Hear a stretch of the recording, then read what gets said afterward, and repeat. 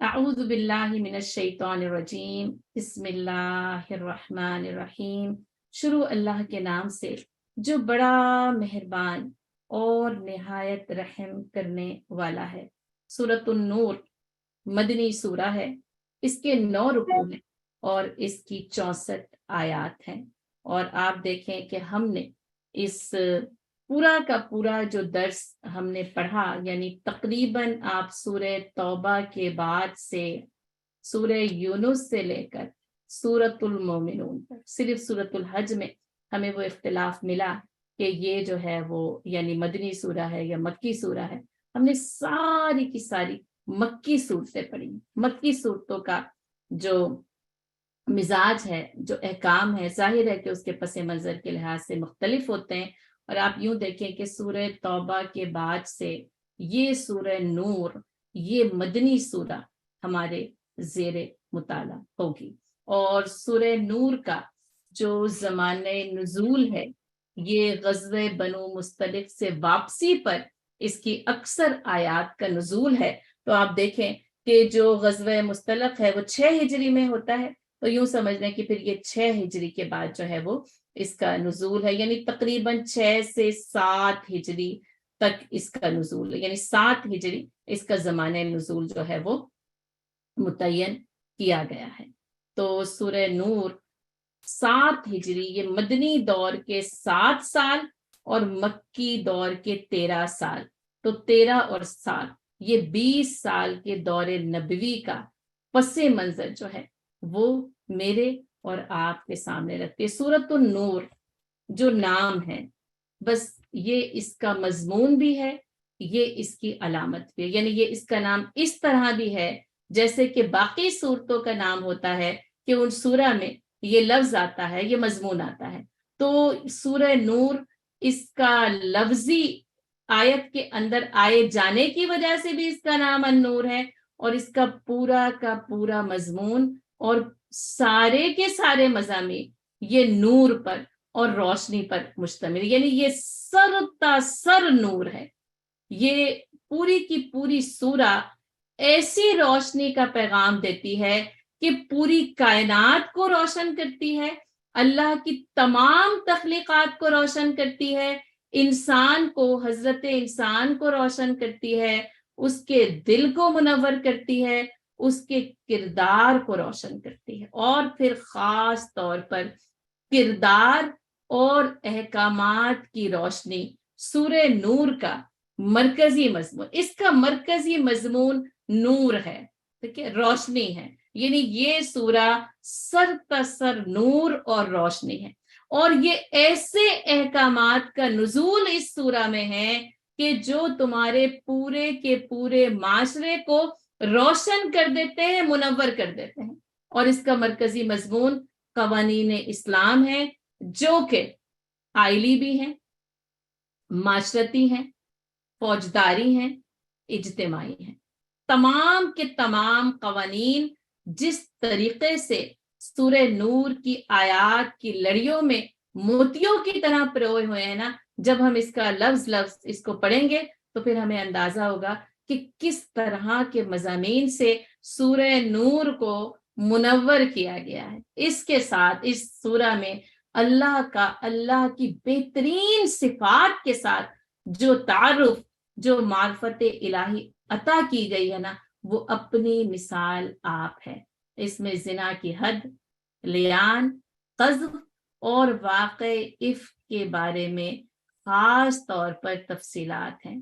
اسی ضمن میں اس سورہ میں گھروں میں داخلے کے احکامات ہیں، غض بصر ہے، اپنی شرمگاہوں کی حفاظت، زینت کے اظہار سے مکمل طور پر اجتناب۔ اس سورہ کے مرکزی مضامین میں سے ایک خاص مضمون ہے جس کو عمومی طور پر پردے کے حکم کے نام سے جانا اور پہچانا جاتا ہے، اور اسی ضمن میں اس میں نکاح کے احکامات ہیں، محرمات کا بیان کیا گیا ہے۔ اور ان قوانین پر عمل کی صورت میں خلافت ارضی کا وعدہ کیا گیا ہے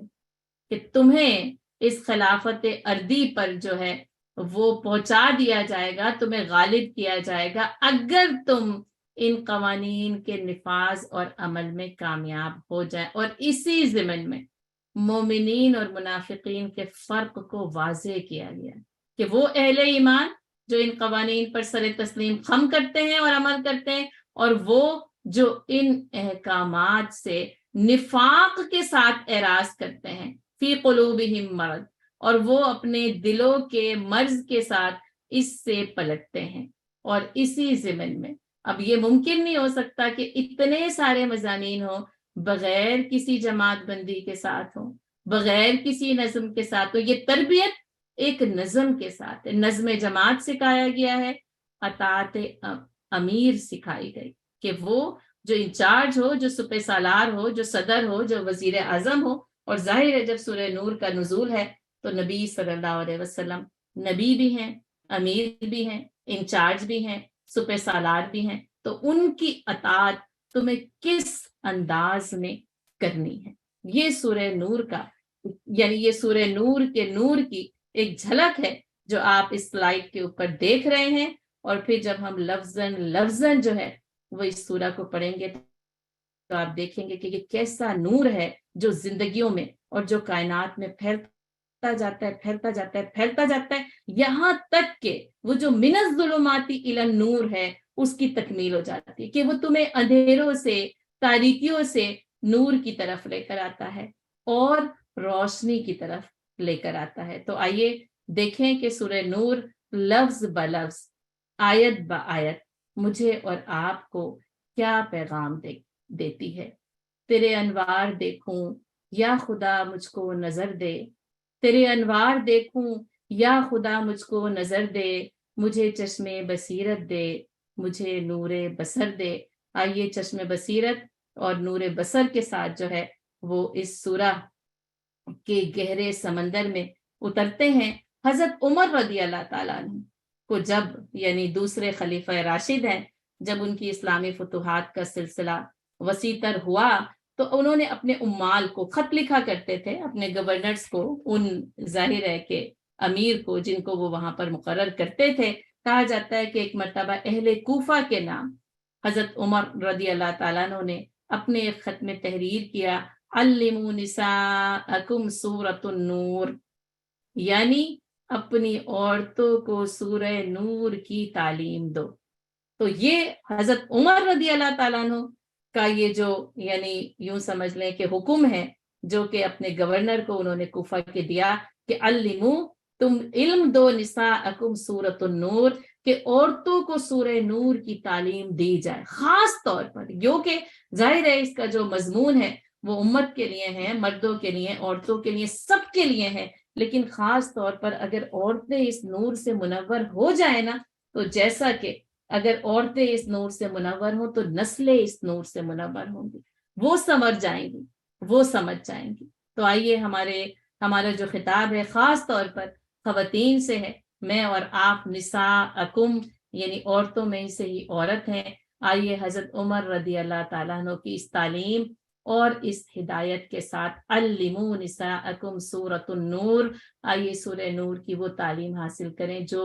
عورتوں کی زندگی کو سنوارے، جو معاشرے کی زندگی کو سنوارے، اور یہاں تک کہ یہ نور مجھے اور آپ کو منور کر دے۔ بسم اللہ الرحمن الرحیم، شروع اللہ کے نام سے جو بڑا مہربان اور نہایت رحم کرنے والا ہے۔ سورۃ انزلناہا وفرضناہا، اور یہ ایک سورہ ہے جسے ہم نے نازل کیا اور اس کے احکام کو لوگوں پر فرض کر دیا۔ اب آپ دیکھیں اور آپ خود دیکھیں، آپ سورہ توبہ سے لے کر سورۃ المومنون تک اس طریق القرآن کے سفر میں ہمارے ساتھ ہیں۔ آپ دیکھیں کسی سورہ کا آغاز اس انداز میں نہیں ہو۔ اچھا، اور اس سے پہلے بھی یعنی سورہ فاتحہ سے لے کر سورہ توبہ تک بھی یعنی جس طرح اس کا آغاز ہونے وہاں پر آتا ہے تنزیل ہے، نزلنا ہے، لیکن یہ کہ انزلناہا، اسے ہم نے نازل کیا، وفرضناہا، اور اس کو ہم نے فرض کیا ہے،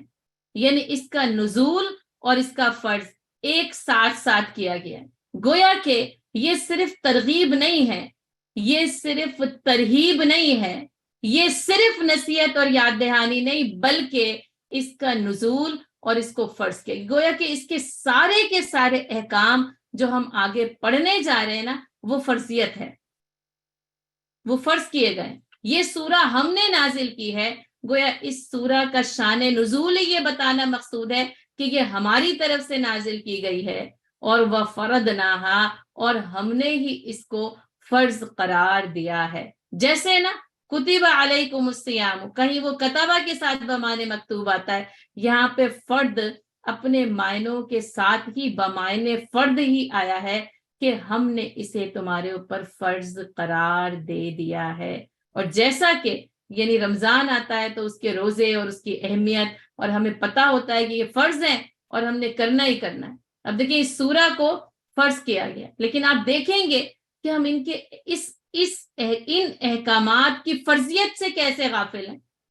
5 نمازوں کی فرضیت ہمیں سمجھ میں آتی ہے، اور رمضان کی بھی آتی ہے، اور زکوٰۃ اور حج کی بھی آتی ہے، کیونکہ وہ جیسے خاص طور پر، اور ان کا بیان بھی خاص طور پر اسی طریقے سے کیا جاتا ہے۔ لیکن اس سورہ کے شروع میں ہی یعنی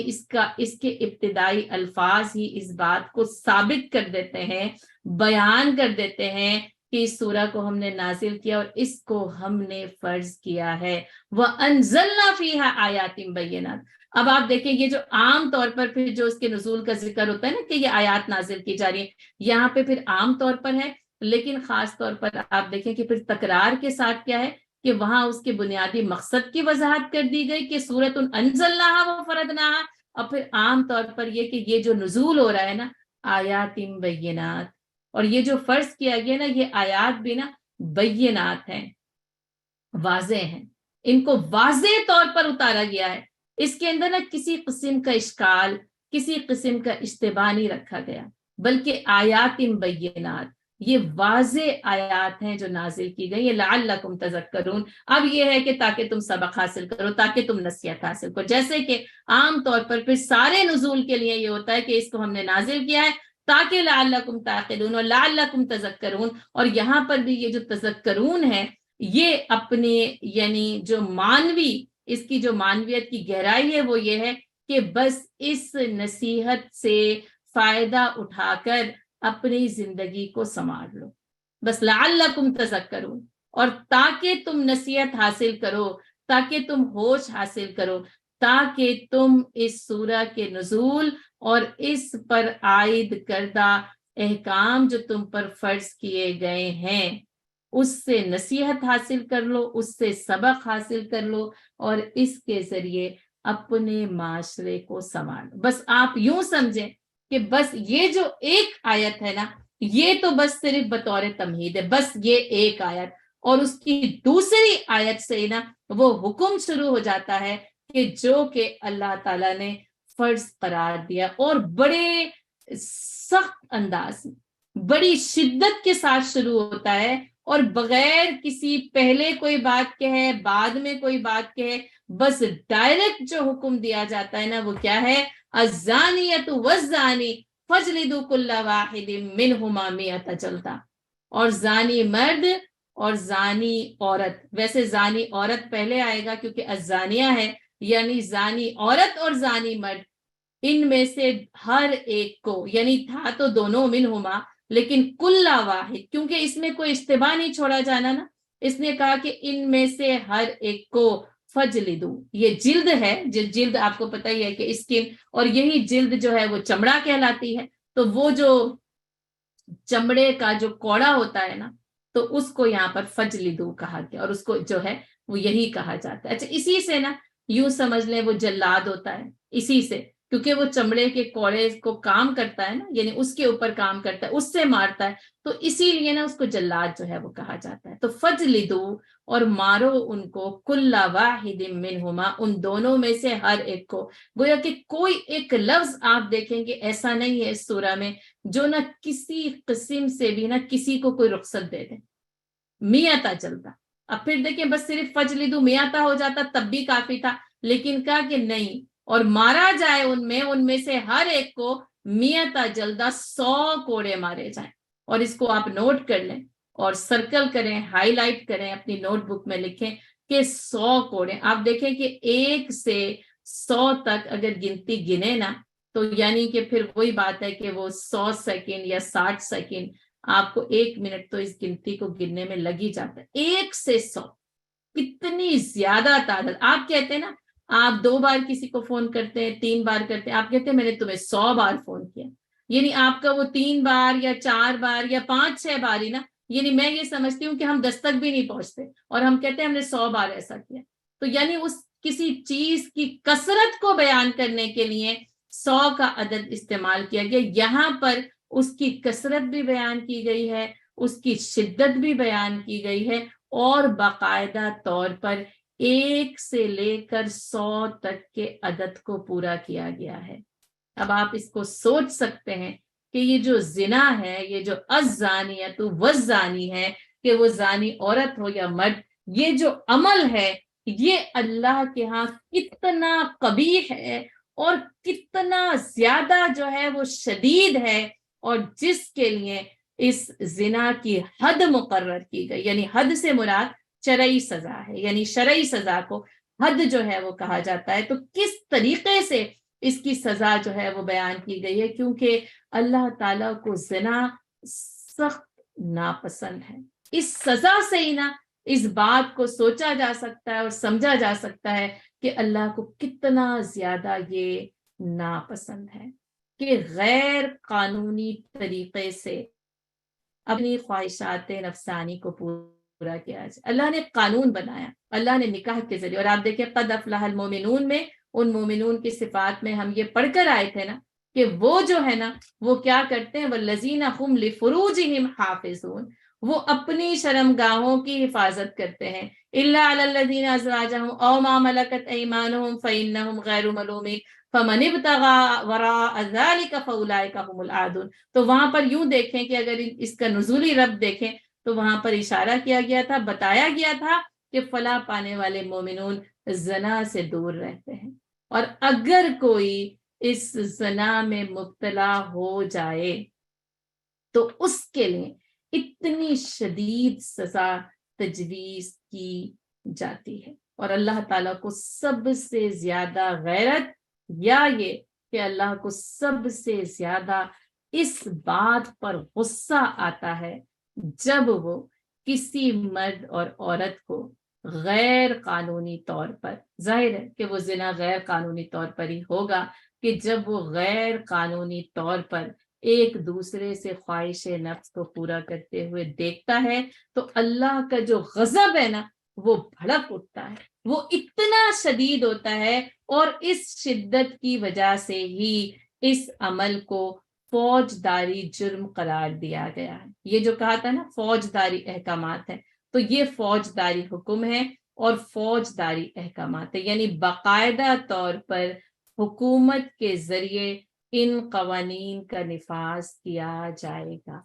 اور یہ شرعی سزا ہے, حد ہے. اسلامی حکومت میں یہ فوجداری جرم ہے, اور اس جرم کے نتیجے میں قرار واقعی سزا جو ہے وہ دی جائے گی. سورۃ النساء میں ہم یہ پڑھ کر آئے تھے کہ جیسے اگر کوئی مرد اور عورت جو ہے وہ فحش کا ارتکاب کریں تو جیسے ہم نے پڑھا تھا کہ ان کو گھر میں جو ہے وہ 1 سال کے لیے جو ہے وہ قید کر دیا جائے, اور لیکن یہ کہ وہ یعنی وقتی اور ابتدائی حکم تھا, اور پھر سورہ نور کے اس حکم نے نا سورہ نساء کے اس حکم کو جو کہ آیت 15 اور 16 کے اندر ہم پڑھ کر آئے ہیں اس کو نا منسوخ کر دیا ہے, کیونکہ اس وقت یہ کہا گیا کہ یعنی کہ ان کو جو ہے وہ 1 سال تک بند کر دیا جائے, کچھ اذیتیں دی جائیں تاکہ وہ اپنے اس عمل سے باز آ جائیں, انہیں گھر سے نہ نکلنے دیا جائے, تاکہ یہ کہ معاشرے میں جو ہے وہ زنا نہ پھیلے. اور لیکن پھر اس کے ساتھ ساتھ سورہ نور کی اس آیت کے نزول نے اس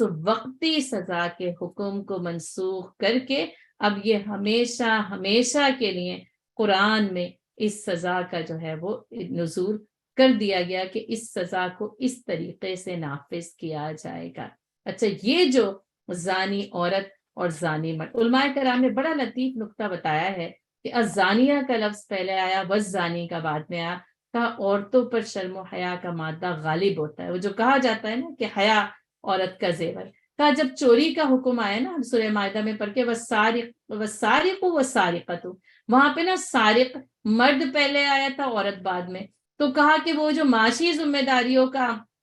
جو مکلف مرد کو بنایا گیا نا، تو اس سلسلے میں اس کا نام پہلے آیا اور عورت کا بعد میں۔ اور یہاں پر وہ جو حیا کا جو تناسب عورتوں اور مردوں کے اندر موجود ہے، اس وجہ سے عورت کا ذکر پہلے کیا گیا اور مرد کا ذکر پہلے کیا گیا، اور یہ بھی کہ چاہے وہ عورت ہو یا مرد ہو، کیونکہ وہ پھر یہ کہ وہ مرد کے ہیں کہ عورت کی ترغیب تھی تو اس لیے میں بہک گیا تھا، اور عورت کے ہے کہ مرد کا غلبہ تھا تو اس لیے میں بہک گئی تھی، کہا دونوں اس جرم میں برابر کے شریک، یعنی کوئی بھی کرے، مرد کرے یا عورت کرے، یہ دونوں جو ہے ان کے اوپر اس سزا کا نفاذ کیا جائے۔ اور ظاہر ہے اس سزا کے نفاذ کے لیے آپ کو پتہ ہی ہے کہ یعنی بالغ ہونا جو ہے وہ لازمی ہے، اور اسی لیے جو ہے وہ پھر مرد اور عورت کا ترجمہ یہاں پر کیا جا رہا ہے کہ الزانیۃ والزانی، اور ان کو 100 کوڑے جو ہے وہ لگائے جائے۔ اچھا، یہ جو 100 کوڑوں کی سزا ہے اس کو یاد کر لیں، کیونکہ یہاں پر پھر ظاہر ہے وہ اس کی وضاحت اس لیے نہیں ہے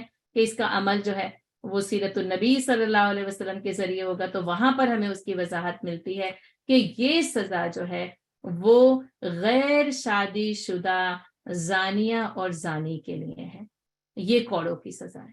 جو شادی شدہ زانیہ اور زانی ہے اس کی سزا رجم ہے، سنگسار کر کے ہلاک کر دینا ہے، اور جب کہ وہ سزا ہمیں قرآن میں نہیں ملتی، قرآن میں اس کا ذکر نہیں ہے، بس وہ ملتی ہے تو نبی صلی اللہ علیہ وسلم کے عمل سے، دور نبی صلی اللہ علیہ وسلم کی تاریخ سے اور احادیث میں ملتی ہے۔ اور یہی وہ بات ہے جس کے ذریعے یعنی جو بات یہ ہے کہ قرآن اور احادیث مل کر دین اسلام کی تکمیل کرتے ہیں، یعنی قرآن اور سنت رسول صلی اللہ علیہ وسلم پورے دین کو مکمل طور پر جو ہے وہ میرے اور آپ کے سامنے بیان کرتے ہیں۔ تو پھر یاد رہے کہ شادی شدہ زانیہ اور زانی کی سزا رجم ہے، یعنی کہ سنگسار کر کے، یعنی کہ پتھر مار مار کر ہلاک کر دینا ہے، اور غیر شادی شدہ زانیہ اور زانی کی سزا یہ کوڑے ہیں، اور وہ کتنے ہیں؟ وہ 100 ہیں، 1 نہ 2 3 نہ 4 نہ 5 نہ 6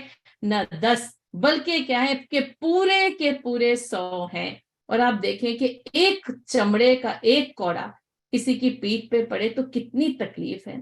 اور آپ دیکھیں کہ 100، اچھا یہ 100 یعنی ترتیب کے ساتھ بھی مارے جائیں گے، لیکن بعض روایت میں آتا ہے کہ اگر 10 کے بعد 20 کے بعد اور 30 کے بعد یا 50 کے بعد اب وہ شخص بالکل ہی نہ یعنی مرنے کے قریب ہو جائے نا، تو اس کو تھوڑا سا پانی وانی پینے کے لیے چھوڑ دیا جائے گا کہ ذرا اس کے حواس بحال ہو جائیں، اور پھر یعنی گنتی پوری کی جائے گی۔ اب ہو سکتا ہے کہ وہ ایک دن میں وہ اتنی ضعیفی آ جائے کہ کیونکہ اس سے نا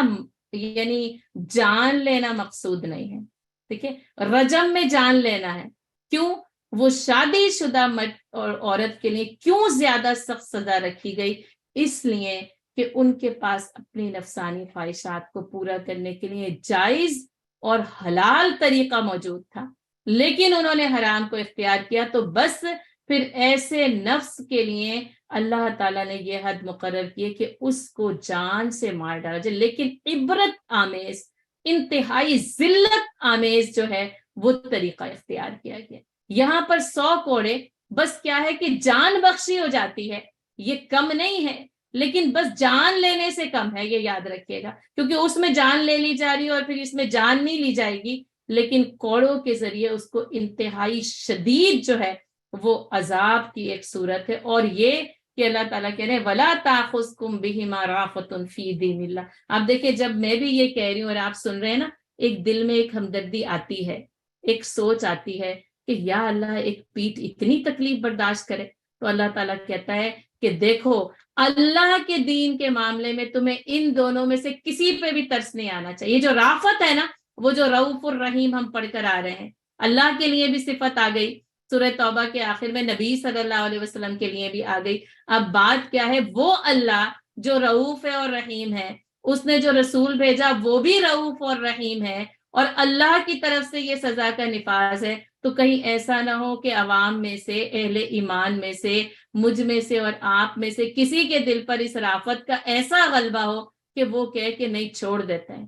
اللہ کہتے ہیں دین اللہ، یہاں پہ نا دین اللہ اس کے اپنے لفظی معنوں میں آیا ہے کہ جو قانون سزا اور جزا کے لیے دین کا لفظ استعمال کیا جاتا ہے، کہا اس اللہ کے قانون جزا اور سزا میں تم میں سے کسی کو بھی ان دونوں کے معاملے میں ذرہ برابر بھی رافت کا مظاہرہ نہیں کرنا چاہیے، اس وقت سختی کا مظاہرہ کیوں؟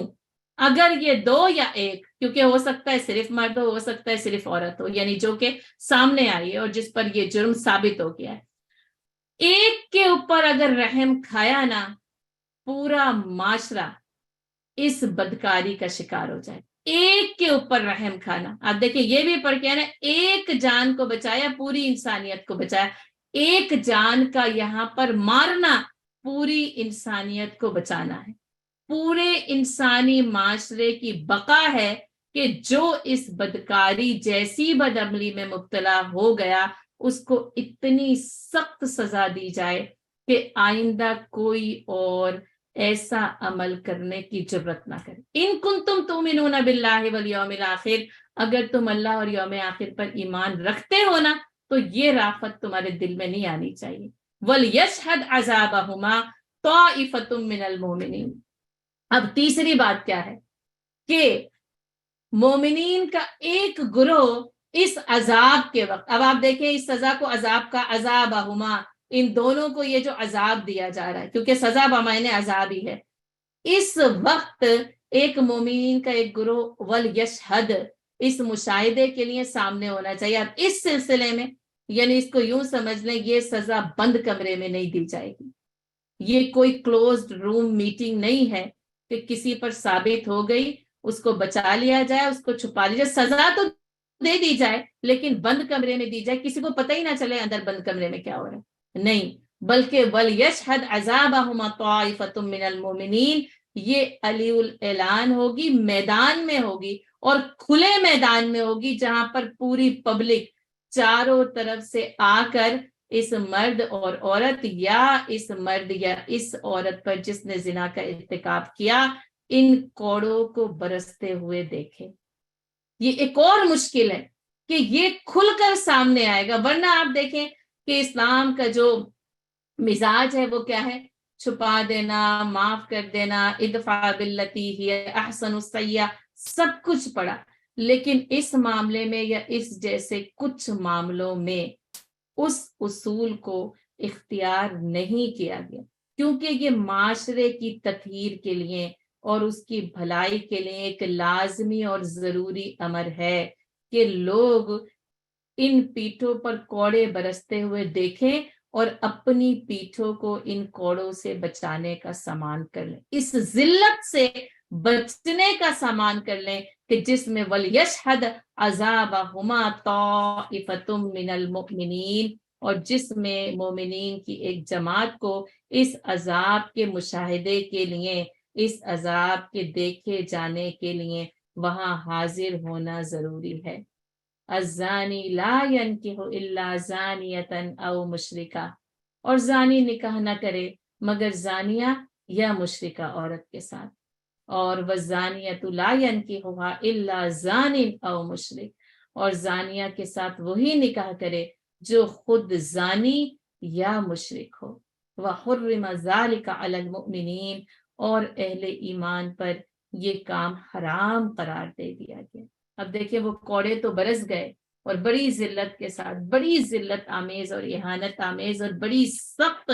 اور شدید سزا تھی کہ کوڑوں پہ یعنی پیٹھ پہ برسے بھی، اور ایک یا دو نہیں، پورے 100 برسے، پوری ایک جماعت نے اس کا مشاہدہ کیا۔ اب اس کے بعد میں ان کے لیے سزا کیا ہے کہ اب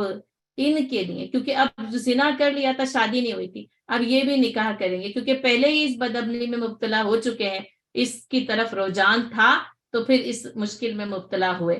اب ان کو اس رجحان سے روکنے کے لیے نکاح تو کرنا ہے اور کرایا جائے گا اور کرنا پڑے گا، یعنی یہ کہ اب ان کا نکاح کرایا جائے گا۔ اب یا تو یہ کہ یعنی یا یہ ان دو مرد اور عورت جو کہ دونوں ہی سامنے تھے، دونوں فریق ہی سامنے تھے، دونوں کا آپس میں نکاح کرا دیا جائے، اس سزا کو بھگتنے کے بعد ان دونوں کا آپس میں نکاح کرا دے، لیکن ہو سکتا ہے کہ دونوں فریق موجود ہو ہی نہ، بس وہ یعنی وہ عورت ہو جس نے کیا ہو اور وہ مرد سامنے نہ آیا ہو، مرد نے کیا ہو وہ عورت سامنے نہ آئی ہو، تو اب ان کا جو نکاح کیا جائے گا تو مرد ہے تو اس کا نکاح کسی زانی عورت کے ساتھ ہی کرا جائے گا یا مشرکہ۔ اتنی سخت سزا دی گئی ہے نا کہ اگر سوچے نا تو واقعتاً، کیونکہ اس جرم کو معاشرے کی جڑ سے اکھاڑ کر پھینکنا مقصود ہے، اور نہ زانی عورت نکاح کرے سوائے ایک زانی مرد کے یا مشرک کے ساتھ کرے۔ اہل ایمان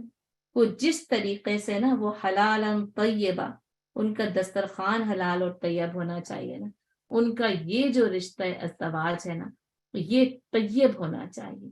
پاکیزہ ہونا چاہیے، اس کے اندر بدکاری کو پسند نہیں کیا گیا ہے، اور اگر بدکاری ہے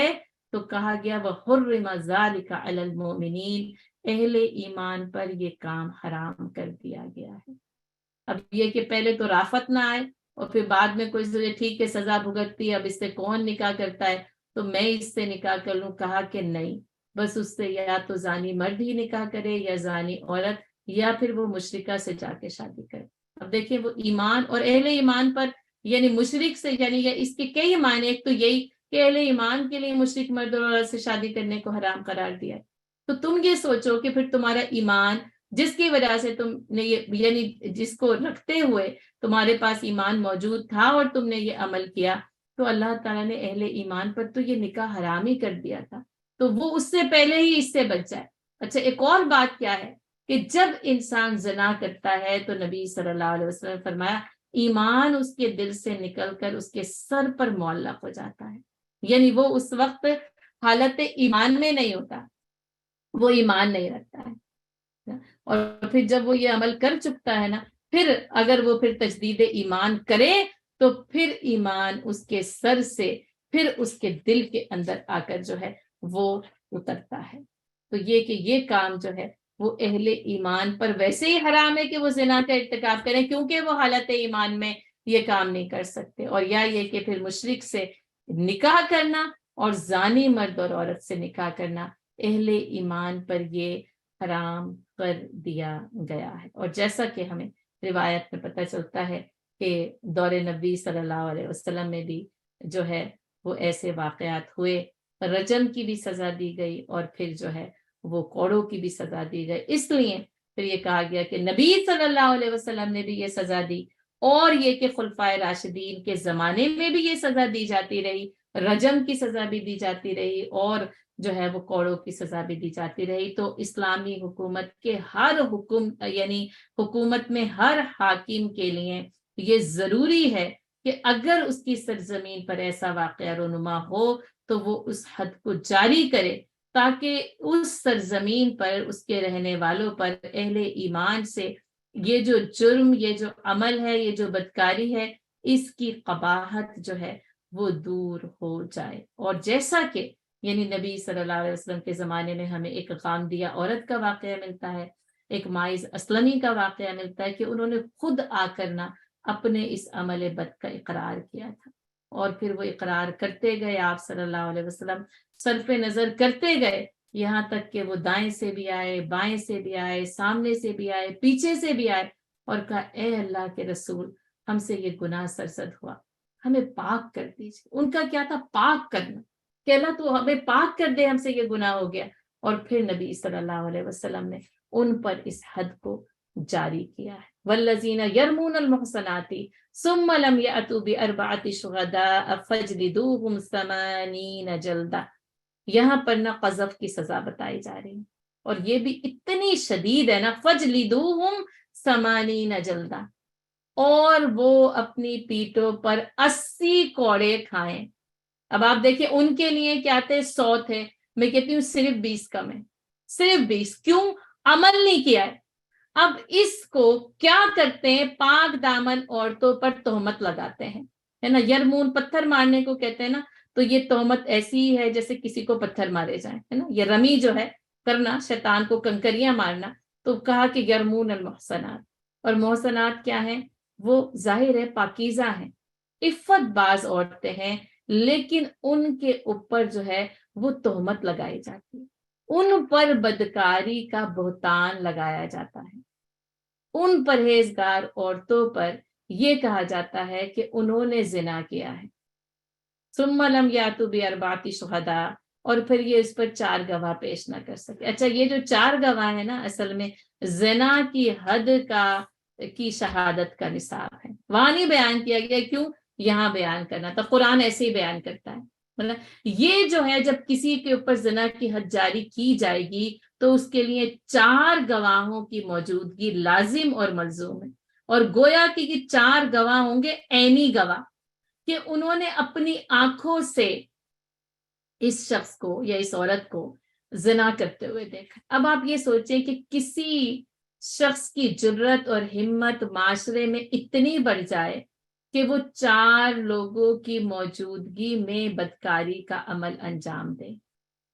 تو پھر سوچا جا سکتا ہے کہ اس کی جو خواہشات ہیں اور اس کی جو ذہنیت ہے وہ کس حد تک اور کہاں پر جو ہے وہ کرپٹ ہو چکی ہے. تو پھر معاشرے میں بدکاری اس طریقے سے پھیلے، اسلامی معاشرے کی تطہیر کے لیے اللہ تعالیٰ کو یہ گوارا نہیں ہے، یہ پسندیدہ نہیں ہے. تو وہ 4 گواہیوں کا نصاب ہونا چاہیے. اب یہاں پر کسی پر بدکاری کا الزام لگایا گیا، اب ثبوت کے لیے 4 گواہ چاہیے نا، باربعۃ شہداء. اب ثم لم یاتوا باربعۃ شہداء، یا تو 4 گواہ لے آئے، اور اگر وہ 4 گواہ نہیں لے کر آتا فجلدوہم 80 جلدہ، وہ اپنی پیٹھ پر 80 کوڑے کھائے گا. اب یا تو وہ خاموش رہے، اگر وہ ایک اکیلا ہے یا 2 ہیں یا 3 بھی ہیں، اب یا تو ان کو خاموش رہنا ہے، ورنہ یہ کہ ان کی پیٹھ جو ہے وہ 80 کوڑے کھائے گی. اب دیکھیں کہ بدکاری کا عمل کرنے کے لیے 100 کوڑے، اور کسی پر بدکاری کا الزام لگانے کے لیے 80 کوڑے. اور میں کہتی ہوں کہ ہمارے معاشرے میں یہ جو افواہیں، یہ جو بہتان ہے نا، یہ جو زبانوں سے نکلی ہوئی باتیں ہیں، یہ اتنی عام ہے. ہم کسی کی بھی نا عزت کو صرف اپنے زبان کے ایک جملے سے داغدار کر دیتے، اور اللہ تعالیٰ نے اسی کو نہیں پسند کیا ہے نا. من لسانہ و یدیہ، ہاتھوں سے بھی محفوظ ہونا چاہیے، زبانوں سے بھی محفوظ ہونا چاہیے. کسی کی بہن، بیوی، بیٹی، ماں، کسی کے لیے بھی اللہ تعالیٰ نے اس بات کی اجازت نہیں دی ہے کہ اس کے لیے کسی بھی قسم کی اس بدکاری کی آواز کو بلند کیا جائے، ہے نا. دست درازی اور زبان درازی دونوں سے روکا گیا ہے اور دونوں سے منع کیا گیا. اور اگر ہم دیکھیں نا تو عورتیں اس معاملے میں بہت آگے ہوتی ہیں. کوئی ایک بات نہ بس پتہ چلتی ہے نا، اور بس وہ کانوں میں پتہ ہے اس کی بیٹی اس کے ساتھ اور اس کی بہن اس کے ساتھ، اور اس کا تو یہ معاملہ ہو رہا ہے، اس کا تو یہ معاملہ چل رہا ہے. حقیقت نہیں پتہ ہوتی، اور اس حقیقت کو پتہ نہ ہونے کے باوجود ہم باتوں کو حقیقت کے طور پر لوگوں کو سامنے رکھ دیتے ہیں. اور یہ جو عزت ہے نا، یہ ایسی وہ فرجائل ہے، ایسے وہ کانچ کا گلاس ہے نا، کہ وہ ایک ذرا سی بات پر نا بس وہ چورا چورا ہو جاتی ہے، ریزہ ریزہ ہو جاتی ہے. وہ کسی کی ایک بات سے، کسی کے ایک جملے سے، کسی کے منہ سے نکلنے والا ایک جملہ جو کسی دوسرے کے کان میں پہنچتا ہے نا، اور اس کان سے تیسرے میں، اور تیسرے سے چوتھے میں، اور چوتھے سے پانچویں میں، تو یہ اس سے یہ پتہ چلتا ہے زبانوں کی حفاظت. ایک تو وہ جھوٹ بولنے سے بھی ہو، غیبت سے بھی ہو، لڑائی جھگڑا کرنے سے بھی ہو، اور کسی کے اوپر بہتان لگانے سے بھی، جس کو جو ہے وہ اصطلاح میں قذف کہا جاتا ہے. پاک باز، بھولی بھالی مومن اور معصوم عورتوں پر تہمت لگانا، اور یہ ان کبائر گناہ میں سے ایک گناہ ہے جو کہ نبی صلی اللہ علیہ وسلم کی حدیث میں اجتنبوا 7 موبقات کے نام سے آتے ہیں، کہ تم 7 ہلاک کرنے والے گناہوں سے بچو، ہے نا. اس میں ظاہر ہے وہ شرک پہلے نمبر پر ہوگا، قتل ہوگا، اور اس کے ساتھ ساتھ جو ہے وہ بھولی بھالی معصوم عورتوں پر تہمت لگانا. کہا وہ 7 بڑے بڑے گناہ ہیں جو انسان کو ہلاک کر دیتے ہیں، اور یہاں تک کہ حد شرعی ان کے اوپر نافذ ہوتی ہے. تو آپ دیکھ لیں، یعنی کہ وہ بدکاری کی سزا 100 اور اس بہتان لگانے کی سزا 80 درے. ہماری زبانوں کو کیسا خاموش ہونا چاہیے. لیکن کیونکہ اسلامک اسٹیٹس ہے نہیں نا، اور پتہ نہیں چلتا، اور اگر ہیں بھی تو وہاں پر یہ اسلامی سزائیں نافذ نہیں کی جاتی، ورنہ پتہ چلتا کہ زناکار کی پیٹھ پر تو 100 کوڑے برس رہے ہیں، اور یہ زبانوں کے ذریعے جو ہے نا وہ بدعملی کرنے والوں کی پیٹھوں پر 80 کوڑے برس رہے ہیں۔ اور پھر اس کے ساتھ ساتھ مزید کیا، وَلَا تَقْبَلُوا لَهُمْ شَهَادَةً أَبَدًا، ان کوڑے مارے جانے کے بعد کیا کیا جائے گا کہ ان کی کبھی بھی ان کی شہادت کو قبول نہ کیا جائے۔ یہ جو ہے نا کیریکٹر سرٹیفکیٹ نہیں ملتا ہے ایسے لوگوں کو، وہ چاہیے ہوتا ہے نا کبھی کبھی، تو وہ جو اسلامک اسٹیٹ میں جو پولیس ہے نا، جو فوج ہے، جو فوجداری قانون ہے، وہ ایسے لوگوں کو نا کیریکٹر سرٹیفکیٹ نہیں جاری کرتی۔ کیوں؟ اس کے بعد یہ کہہ دیا گیا وَلَا تَقْبَلُوا لَهُمْ شَهَادَةً أَبَدًا، کسی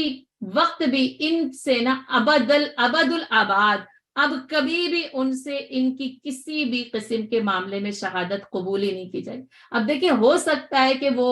یعنی پہلا ہو سکتا ہے دوسرا تیسرا، ہو سکتا ہے اس سزا سے پہلے وہ آخری ہو، لیکن اس کے باوجود کہہ دیا گیا کہ جن زبانوں نے نا دوسروں کی عزتوں کو داغدار کیا ہے، اب ان کی شہادت کی وجہ سے کسی اور کو سزا پہ نہیں چڑھایا جا سکتا، یعنی مشکوک ہے، زبانیں مشکوک ہیں، ان کا کردار مشکوک ہے۔ وَأُولَئِكَ هُمُ الْفَاسِقُونَ، اور یہی لوگ بد کردار ہیں، نافرمان ہیں، انہوں نے اللہ کی حدوں سے تجاوز کیا ہے۔ إِلَّا الَّذِينَ تَابُوا، سوائے ان لوگوں کے جو اس کے بعد توبہ کر لیں،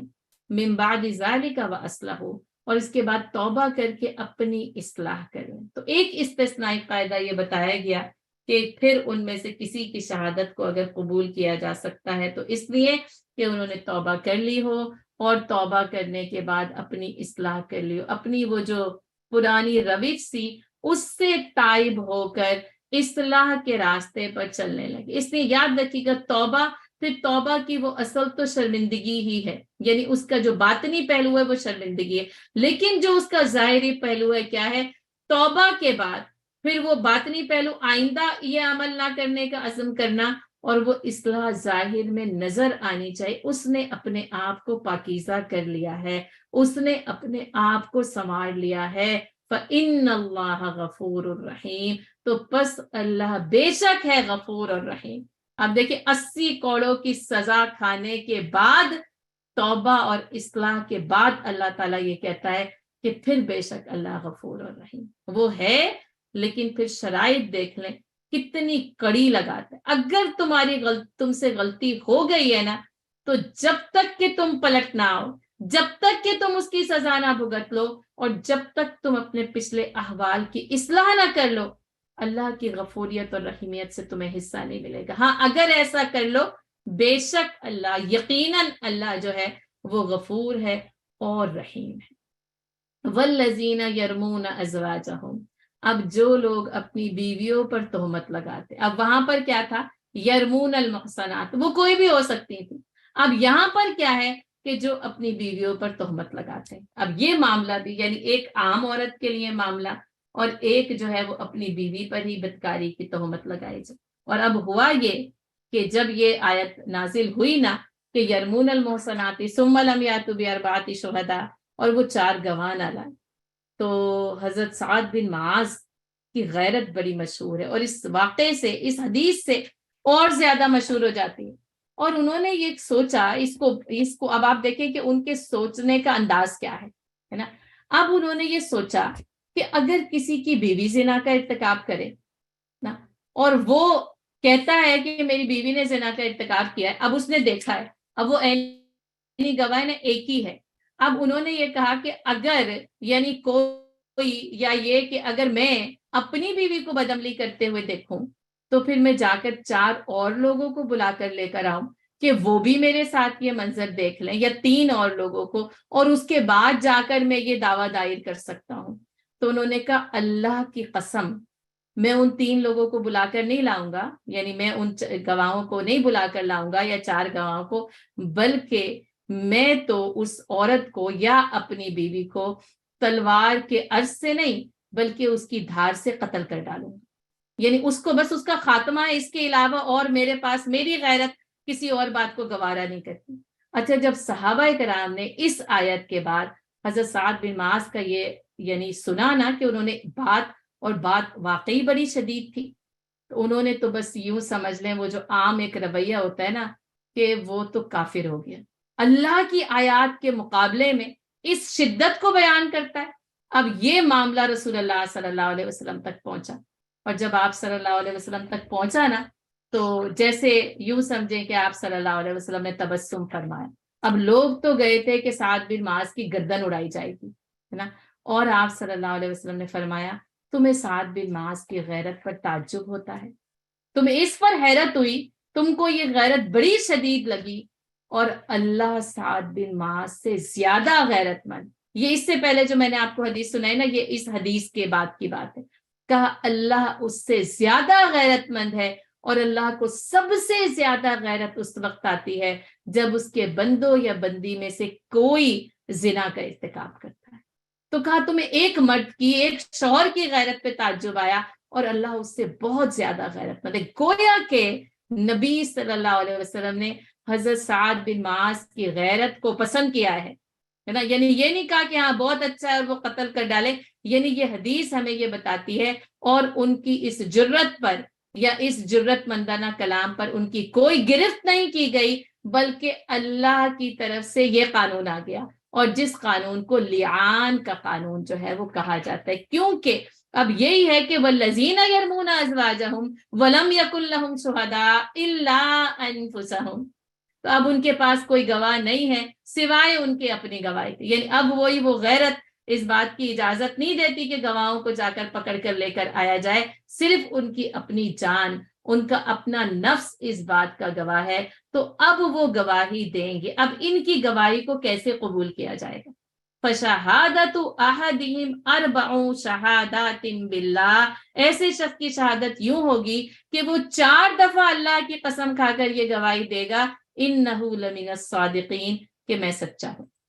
اب وہ جو 4 گواہوں نے آ کر گواہی دینی تھی نا، یہاں پر اس کی اپنی زبان 4 بار اللہ کی قسم کھا کر یہ شہادت دے گی لَمِنَ الصَّادِقِينَ، میں سچا ہوں، میں اپنے اس دعوے میں سچا ہوں، یعنی میں نے اپنی آنکھوں سے اس عورت کو، میری بیوی کو زنا کا ارتکاب کرتے ہوئے دیکھا، اور میں اس بات میں سچا ہوں۔ والخامسہ، اور وہ 5ویں مرتبہ یوں قسم کھائے گا ان لعنت اللہ علیہ ان کان من الکاذبین، کہ اس پر اگر وہ جھوٹا ہے تو اس پر اللہ کی لعنت ہے۔ گویا کہ 5ویں بار وہ اپنی زبان سے اگر میں جھوٹا ہوں تو مجھ پر اللہ کی لعنت ہے، گویا بس اس کی اپنی ذاتی شہادت کو، اس کے ذاتی اقرار کو ہی نا اس دعوے کی صداقت کے لیے جو ہے وہ کافی سمجھا جائے گا، کیونکہ اب کیا ہے کہ اس نے اللہ کو، اور یوں یہ دیکھیں یہ جو یعنی تعلق جو ہے اللہ کو گواہ بنا کے جڑتا ہے نا، تو یہاں پر اس سلسلے میں اللہ کی گواہی کو ہے نا بنیاد قرار دے دیا گیا، اور 5ویں بار وہ یہ قسم کھائے گا کہ مجھ پر اللہ کی لعنت اگر میں نے جھوٹ بولا۔ وَيَدْرَوْ عَنْهَا الْعَذَابِ، اور اس عورت پہ سے ہا کا صیغہ، اب یہ مؤنث کی نشانی اس طرح پتہ چلتے، اس عورت سے یہ عذاب اس طرح سے ٹل سکتا ہے، وہ جو پھر 100 کوڑے کھائے، ان تشہد 4 شہادات باللہ انہ لمن الکاذبین، کہ وہ 4 دفعہ اللہ کی قسم کھا کر یہ کہتے کہ وہ جھوٹا ہے، کیونکہ دعویٰ اس نے دائر کیا ہے نا، تو پہلے وہ اور پھر اس کے بعد وہ کہ نہیں یہ جھوٹا ہے۔ والخامسۃ ان غضب اللہ علیہا ان کان من الصادقین، اور 5ویں مرتبہ وہ یہ قسم کھائے کہ اللہ کا غضب ہے میرے اوپر اگر یہ سچا ہو جائے، گویا کہ پھر وہ اپنی زبان سے یہ اقرار کرے کہ اگر میں جھوٹی ہوں، یعنی ان کان من الصادقین، یعنی اگر میں جھوٹی ہوں اور یہ سچا ہے تو پھر میرے اوپر جو ہے وہ اللہ کا غضب۔ یہ لیان کا قانون پھر ازدواجی تعلق کے بارے میں بدکاری اور بدعملی کے لیے اس کو بنیاد بنایا گیا کہ اس طریقے سے پھر یہ لیان کا قانون کہلاتا ہے، ایک دوسرے پر ظاہر ہے وہ لعنت اللہ، پھر اللہ کا جو ہے وہ لعنت اس کے بیچ میں آ جائے، اور اگر ایسا کوئی معاملہ میاں بیوی کے درمیان اس طریقے سے ہو جائے نا، تو اس لیان کے بعد ان دونوں کے درمیان جو ازدواجی تعلق ہے نا وہ منقطع ہو جاتا ہے۔ اچھا یہ طلاق نہیں ہوتی ہے، وہ عام طور پر نکاح اور طلاق کے قوانین ہے نا، لیان کے قانون میں کیا ہوگا کہ اس کو کہنے کے بعد ہی بس ان کے اندر علیحدگی ہو جائے گی، یہاں پہ طلاق کا کوئی سوال ہی پیدا نہیں ہوتا، اور ہو سکتا ہے کوئی کہے کہ اب مجھے طلاق دینی ہے، دے نہ دے کوئی فرق نہیں پڑتا، ہمیشہ کے لیے جدائی واقع ہو جائے گی، اور لیان کے ذریعے یہ زوجین میں جو تفریق ہے نا وہ اب اتنی سخت اور شدید ہے کہ اس میں وہ پہلے والے جو قانونی اصول و ضوابط ہیں ان میں سے کسی قسم کے بھی قانون کا اطلاق نہیں ہوتا، صرف قانون لعان کا اطلاق ہوتا ہے۔ قسم کھائی، 5ویں قسم کھائی اور ہمیشہ ہمیشہ کے لیے جدائی، کبھی ان کا آپس میں نا اب یہ تفریق قائم رہے گی، کبھی ان کے اندر آپس میں ازدواجی تعلق قائم نہیں ہو سکتا، کبھی نکاح نہیں ہو سکتا، کیونکہ یہ نکاح اور طلاق کے قوانین سے ماورا ایک جو ہے وہ قانون ہے۔ ٹھیک ہے، اب اس کے بعد کیا ہے، نہ تو مہر دینا ہے، نہ کسی چیز کی واپسی کا مطالبہ ہے، کسی چیز کی واپسی کا جو ہے وہ مطالبہ نہیں ہے۔ اس کے بعد پھر وہی جو نان نفقے وغیرہ کے مسئلے، کوئی چیز بھی جو ہے نا وہ اس کے اندر نہیں۔ اچھا، اب یہ کہ اس قسم کھانے کے بعد ہو سکتا ہے کہ وہ عورت جو ہے وہ حاملہ ہو، اور ظاہر ہو سکتا ہے یعنی اپنے شوہر کی طرف سے ہی حاملہ ہو، تو یعنی وضع حمل ہو جائے، لیکن جو ہے نا وہ بچہ جو ہے نا پھر وہ ماں کی طرف منسوب کیا جائے گا، پھر باپ کی طرف، اور نسب جو ہے وہ باپ کی طرف جو ہے وہ منسوب نہیں کیا جائے گا، ہے نا۔ اور اگر عورت کا جرم ثابت ہو جائے نا، یعنی ہو سکتا ہے یہ لعان کا معاملہ ہو گیا، تفریق بھی ہو گئی، لیکن کچھ دوسرے اور ذرائع سے پھر اگر کوئی گواہی کے ذریعے اس کا جرم ثابت ہو بھی جائے نا، تو پھر وضع حمل کے تک کے لیے اس کو مہلت دی جائے گی، اور وضع حمل کے بعد پھر جو ہے وہ سنسار کیا جائے گا، کیونکہ ظاہر شادی شدہ عورت تھی تو اگر زنا کا ارتکاب کرے تو سنسار کر کے جو ہے وہ اس کو ہلاک کرنا، یا پھر وہ مرد کے لیے بھی اسی طرح سے، پھر ظاہر ہے کیونکہ وہاں پر تو بچے کا معاملہ نہیں ہوتا، بس یہ کہ اگر واقعی ثبوت ہو جائے تو پھر اس کو سنسار کر کے جو ہے وہ ہلاک کیا جائے گا۔ اور ویسے عام طور پر یعنی زانی عورت کے لیے بھی یہی ہے کہ اس کی سزا کو نا وضع حمل تک جو ہے وہ مؤخر کیا جائے گا، اس میں بچے کا قصور نہیں ہوتا، آنے والی جان کا کوئی قصور نہیں، یہ مرد اور عورت انہوں نے جو ہے وہ گناہ کیا ہے، لیکن وہ بچہ جو ہے نا اس کو پیدا ہونے دیا جائے گا۔ غامدیہ کے واقعے میں ہمیں یہی ملتا ہے کہ آپ صلی اللہ علیہ وسلم سے اس نے کہا کہ ہاں میں نے گناہ کا ارتکاب کیا ہے اور مجھے حمل بھی کہا واپس چلے جاؤ، وضع حمل کے بعد واپس آنا۔ اب دیکھیں اس عورت کی وہ پاکیزگی کو اختیار کرنے کی طلب دیکھیں، وضع حمل کے بعد واپس آتی ہے۔ آپ صلی اللہ علیہ وسلم نے فرمایا اس کو دودھ پلاؤ، جب یہ بچہ کھانا کھانے لگے نا واپس آنا، اور اس نے 2 سال تک دودھ پلایا، اور جس وقت وہ بچہ کھانا کھانے لگا نا، اور آپ دیکھیں روٹی کا ٹکڑا اس کے ہاتھ میں دیے ہوئے آئی ہے کہ اے اللہ کے رسول اب یہ کھانا کھانے لگا ہے، مجھے پاک کر دیجیے۔ آپ سوچیں یعنی 2 سال اور 9 مہینے وہ یعنی تقریباً 3 سال کے عرصے تک وہ عورت تڑپ رہی ہے کہ مجھے میرے گناہ سے پاک کر دیا، اور وہ پاکی کیسے ہوگی؟ رجم کر کے اس کی جان لی جائے گی، اور اس کے بعد آپ صلی اللہ علیہ وسلم نے اسے رجم کروایا ہے، اور فرمایا تھا کہ اس عورت کی توبہ، اس نے ایسی توبہ کی کہ اگر یعنی ظالمانہ طور پر ٹیکس لینے والا بھی ایسی توبہ کرے تو اللہ تعالیٰ اس کو معاف کر دے۔ توبہ کا معاملہ اللہ تعالیٰ کے ساتھ ہے، لیکن جو ظاہری طور پر جو سزا اور اس کا عذاب ہے نا وہ اسی طریقے سے جو ہے وہ دیا گیا ہے۔ وَلَوْلَا فَضْلُ اللَّهِ عَلَيْكُمْ وَرَحْمَتُهُ وَأَنَّ اللَّهَ تَوَّابٌ حَكِيمٌ، اور اگر اللہ کا فضل اور اس کی رحمت تم پر نہ ہوتی نا، اور بے شک وہ اللہ جو کہ تواب اور حکیم ہے، وہ توبہ کو قبول فرمانے والا ہے، اور بڑی حکمت ہے اس کے، ان تمام احکامات کی حکمت اور مصلحتوں کو کوئی نہیں جان سکتا۔ یہ آپ دیکھیں گے کہ آگے پھر اس کے بعد واقع افک آ رہا ہے، اور اس میں بھی آپ دیکھیں گے فضل اللہ علیکم ورحمتہ، یہ احکام بھی اس کا فضل اور اس کی رحمت ہے، کیسے اس نے تمہیں ان پیچیدگیوں سے نکالا ہے نا۔ اور اگر اس کا فضل اور رحمت شامل حال نہ ہونا تو کوئی معاشرہ، کوئی انسان، کوئی دل پاک اور صاف نہیں ہو سکتا۔ اصل میں یہ بتایا گیا اگر اللہ کا فضل اور رحمت نہ ہو تو پھر سزائیں بھی لوگ کھاتے رہیں اور لوگ بدعملیوں میں مبتلا ہیں۔ اللہ کا فضل ہے کہ ان سزاؤں سے ڈراتا ہے اور انسانوں کو بدعملیوں اور بدکاریوں سے بچاتا ہے۔ تواب ہے نا، اللہ تعالیٰ جو ہے وہ تواب ہے، التواب الرحیم۔ قرآن میں 9 مقامات پر التواب الرحیم آتا ہے، ٹھیک ہے، صرف یہ مقام ہے جس میں تواب آیا، الف لام نہیں آیا، ہے نا۔ اور ظاہر ہے پھر آپ وہ کہتے ہیں نا کہ ظاہر نکرہ ہے، گویا کہ پھر ہر کسی کے لیے نا وہ تواب ہے نا اور حکیم ہے۔ ویسے التواب الرحیم آتا ہے قرآن میں، اور ایک مرتبہ بس پھر وہ آیا ہے کہ فسبح بحمد ربک واستغفرہ انہ کان توابا، اور بس وہ بس وہاں پہ صرف مطلقاً तव्वाबा आया, और यहाँ पे तव्वाबुन आया, हकीम हिकमत, क्योंकि इन अहकाम की जो हिकमतें और मसलहतें हैं ना, वो ये है कि हम सब उसको समझने पर कादिर ही नहीं हो सकते। बस ये कि तुम सर तस्लीम खम कर दो इसकी हिकमतें उसके हवाले, और जो अमल कर रहा है ना वो अल्लाह के साथ कैसे रुजू करता है, ये मामला भी अल्लाह ने इंसानों पर नहीं छोड़ा। व अन्नल्लाह तव्वाब,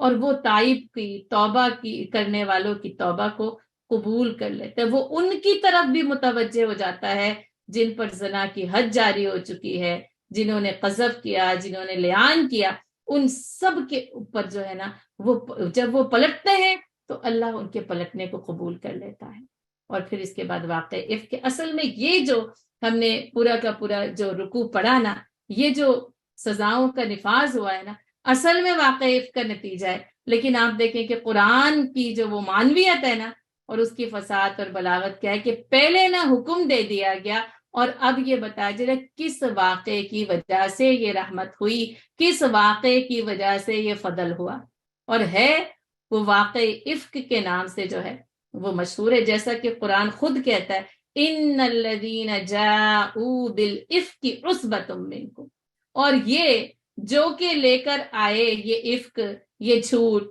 ये तोहमत, ये बहतान, ये तुम्ही में से एक टोला। तो इसलिए इसके बिल इफ्क के की ही मुनासबत से इसको वाक़े इफ्क जो है वो कहा जाता है। ग़ज़वे बनु मुस्तलिक से वापसी पर ये वाक़े इफ्क यानी ये बना हुआ झूठ और घड़ा हुआ झूठ जो है वो सामने आता है, और हमें तफसीलात से पता चलता है, क्योंकि इसके अंदर उसके ऊपर जो तबसरा जिस अंदाज के अंदर किया गया है ना, आप उस अंदाज में देखेंगे कि इस कदर तंबीह है, इस कदर इस तबसरे में तरहीब है कि यानी इंसान को ना अंदर से लर्जा देती। क्यों? क्योंकि इफ्क है। वो जो अल्लाह ताला ने यरमून अल मुहसनात कहा ना, इसी वाक़े इफ्क का नतीजा था कि भोली भाली मासूम मुसलमान औरतों पर तोहमत लगाने से बच जाओ। और ये इतना बड़ा वाक़या था, और जिसका जो मरकज थे ना, 3 शख्सियात थी। सबसे पहले नबी सल्लल्लाहु अलैहि वसल्लम की शख्सियत, जाहिर है सारे वो मुखालफतें और एतराजात और सारे सितम वहीं से आगाज होता था, और यहाँ पर इस वाक़े में भी ना नबी सल्लल्लाहु अलैहि वसल्लम की शख्सियत से आगाज हुआ। और फिर उसमें नबी सल्लल्लाहु अलैहि वसल्लम की जो है वो ज़ौजा मुताहरा हजरत आयशा सिद्दीक़ा रदी अल्लाह ताला अन्हा इसकी बुनियाद बनती हैं, और फिर हजरत अबू बकर सिद्दीक रदी अल्लाह ताला अन्हु, क्यों? उनकी बेटी हैं। तो आप देखें कि शौहर, बाप, और फिर हजरत आयशा सिद्दीक़ा रदी अल्लाह ताला अन्हा। तो इस तरीके से इस वाक़े के जरिए ये तीनों शख्सियात और फिर मदीने का पूरा माहौल और जो माशरा इसके जरिए मुतासिर हुआ है ना, ये तबसरा हमें ये बताता है कि उनको किस तरीके से संवारा गया, हिलाया गया और बताया गया कि तुम्हें इस वाक़े के बारे में क्या रवैया इख्तियार करना चाहिए। तो ये ग़ज़वा बनु मुस्तलिक से वापसी का वाक़या है, और जैसे कि हज़रत आयशा सिद्दीक़ा रज़ी अल्लाह ताला अन्हा खुद ही इस वाक़े को बयान करती हैं, मैं उन्हीं की ज़बानी जो रिवायत है उसको मुख्तसर तौर पर आपके सामने जो है वो पेश कर देती हूँ। कहती हैं यानी कि वाक़े इफ्क से जो है ना, जब कहती हैं कि जब रसूलुल्लाह सल्लल्लाहु अलैहि वसल्लम सफर पर जाते तो हर बीवी के लिए कुरा डाला करते थे। उस सफर में कुरा मेरे नाम निकला, और फिर मैं ज़ाहिर ग़ज़वा बनु मुस्तलिक में सफर जो है वो इख्तियार किया। अच्छा, ग़ज़वा बनु मुस्तलिक एक ऐसा वाक़या है, यानी एक ऐसा ग़ज़वा है कि जिसमें जंग नहीं होती, लेकिन फिर वही कि असाबी जंग होती है, जाते हैं बनु मुस्तलिक जो है वो हथियार डाल देते हैं, और फिर नबी सल्लल्लाहु अलैहि वसल्लम जो है वहां से वापस आते हैं। लेकिन ये कुछ वाक़यात की वजह से बहुत अहम है, जिसमें एक वाक़या इफ्क बहुत ज्यादा जो है वो अहम है, और इससे पहले वो फिर ये मुनाफिकीन ने इसमें बड़ा फितना मचाया। अच्छा, ये फिर वो वाला ग़ज़वा भी है जिसमें मुनाफिकीन ना साथ गए,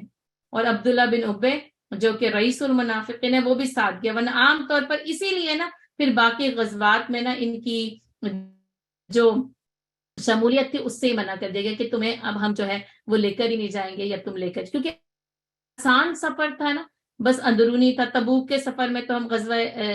तबूक में सूरह तौबा में देख कर कैसे उज़रात पेश कर रहे थे, और अल्लाह ताला ने कैसे उनके ऊपर जो है वो तंबीह की थी। तो बहरहाल साथ गई हैं, जब वापस आने लगी हैं तो जाहिर एक वाक़या रहनुमा हुआ कि आपस में तासुब की आवाजें बुलंद होने लगी, यानी फिर वही کہ اوس والے کہاں ہیں اور خزرج والے کہاں ہیں. اوس اور خزرج کو آپس میں عبداللہ بن ابی نے لڑایا. نبی صلی اللہ علیہ وسلم اس سے بڑے متاثر ہوئے اور آپ نے کہا میری موجودگی میں ہی پھر تم جاہلیت کی تعصب کی پکار جو ہے وہ کر رہے. اور پھر آپ صلی اللہ علیہ وسلم نے سفر کیا. اس سفر میں لوگ تھکے. پھر مدینے کے پاس آ کر نا یعنی بہت طویل سفر. پھر مدینے کے کچھ جو ہے وہ پہلے آ کر آپ صلی اللہ علیہ وسلم نے جو ہے وہ یعنی قافلہ جو ہے اس نے پڑاؤ ڈالا. اور پھر جب وہاں سے جب جو ہے وہ نکلنے کا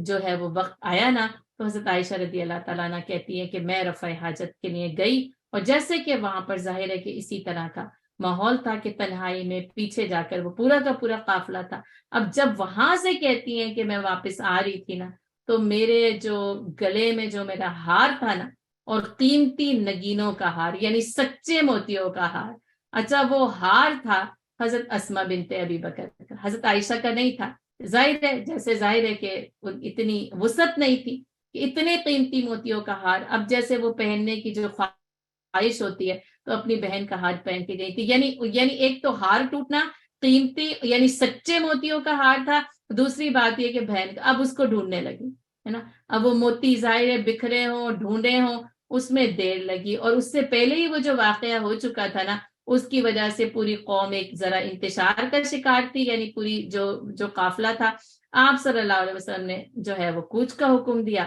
اور لوگ جو ہے وہ فوری طور پر کیونکہ اس وقت حالات یعنی ایسا ماحول تھا نا کہ نہ رکا جا سکتا تھا نہ ٹھہرا جا سکتا تھا. اچھا یہ ڈھونڈنے میں دیر لگی. پتہ چلا قافلہ روانہ ہو گیا. اب جب یہ واپس آئی ہیں تو دیکھتی ہیں قافلہ روانہ ہو چکا. اب کرتی تو کیا کرتی وہیں ٹھہر گئی. اور مجھے حضرت عائشہ کی یہ جو ذہانت اور فطانت ہے اور جیسے کہ ہم کو پھر پتہ چلتا ہے کہ بعد میں حضرت عائشہ صدیقہ رضی اللہ تعالیٰ عنہ کی جو ذہانت ہے اس نے امت مسلمہ کو کتنا فائدہ پہنچایا نا. قافلے کے پیچھے نہیں بھاگی وہی ٹھہر گئی. اور آپ دیکھ لیں اگر بھاگتی ہیں اس صحرا میں نا تو یعنی بھٹکنے کے چانسز آپ کہتے ہیں فوراً بھاگتی پہنچ جاتی لیکن کیونکہ صحرا کا سفر کبھی نہیں کیا نا اور صحرا کے جی پی ایس اور راستوں کو ہم جانتے ہی نہیں ہے کیا ہے نا. تو اب یہ کہ وہیں پر ٹھہر گئی. سوچا ہوگا مجھے نہیں دیکھیں گے تو واپس آئیں گے یا جو بھی انہوں نے اس وقت یعنی سوچا. کہا بس میں جو ہے نا بس وہیں پر ٹھہر گئے. جب کوئی نہیں تھا کہا بس میں نے یہ سوچا یعنی یہ بات روایت میں کہ مجھے تلاش کرتے ہوئے واپس آئے. اچھا وہاں ٹھہری پھر اکیلی صحرا پھر وہ اس سفر تھکا دینے والا کتنی لیٹی ہیں اور سو گئی ہیں ہے نا. اب اتنے میں جو ہے نا وہ صفوان بن معطل رضی اللہ تعالیٰ عنہ جن کو اس بات پر مامور کیا گیا تھا کہ وہ قافلوں کے پیچھے جو ہے نا وہ چیزوں کا جائزہ کوئی چیز رہ تو نہیں گئی. جیسے وہ لاسٹ اینڈ فاؤنڈ ہوتا ہے. اب ظاہر قافلہ تو نہیں واپس آئے گا اگر کوئی چیز رہ بھی گئی تو ایک شخص کو مامور کر دیا گیا. اور جب وہ آئے تو اب دیکھتے ہیں کہ قافلہ تو روانہ ہو چکا اور یوں سمجھیں وہ صحرا کا وہ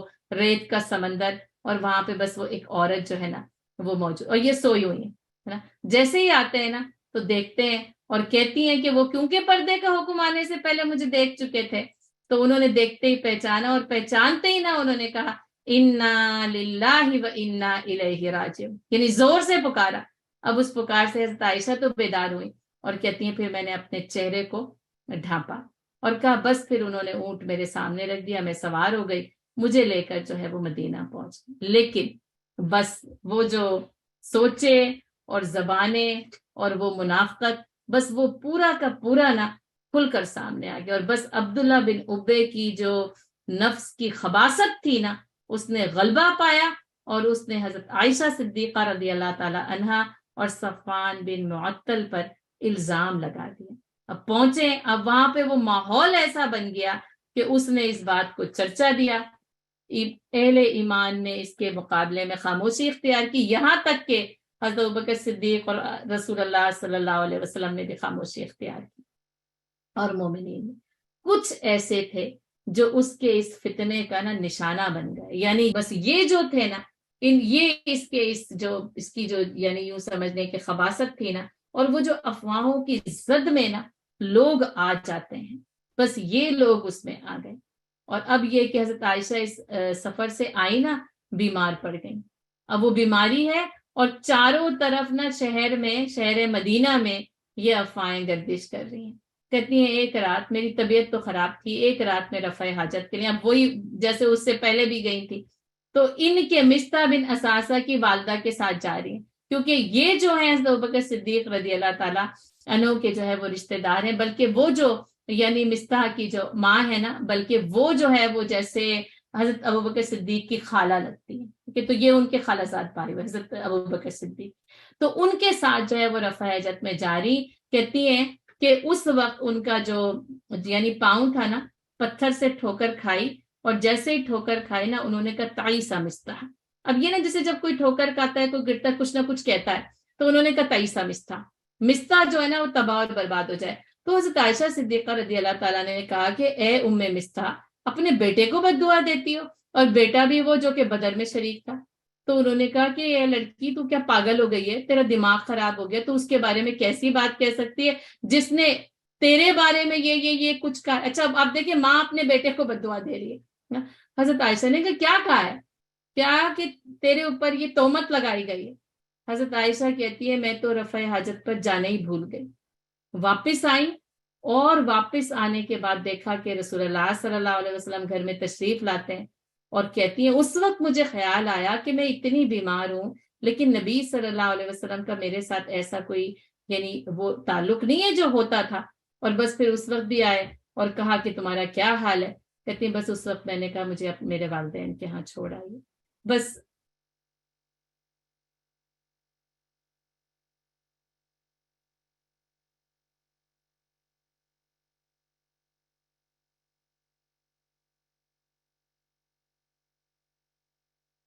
اب اتنے شدید الزام کے بعد نا بس وہ کہتی ہیں کہ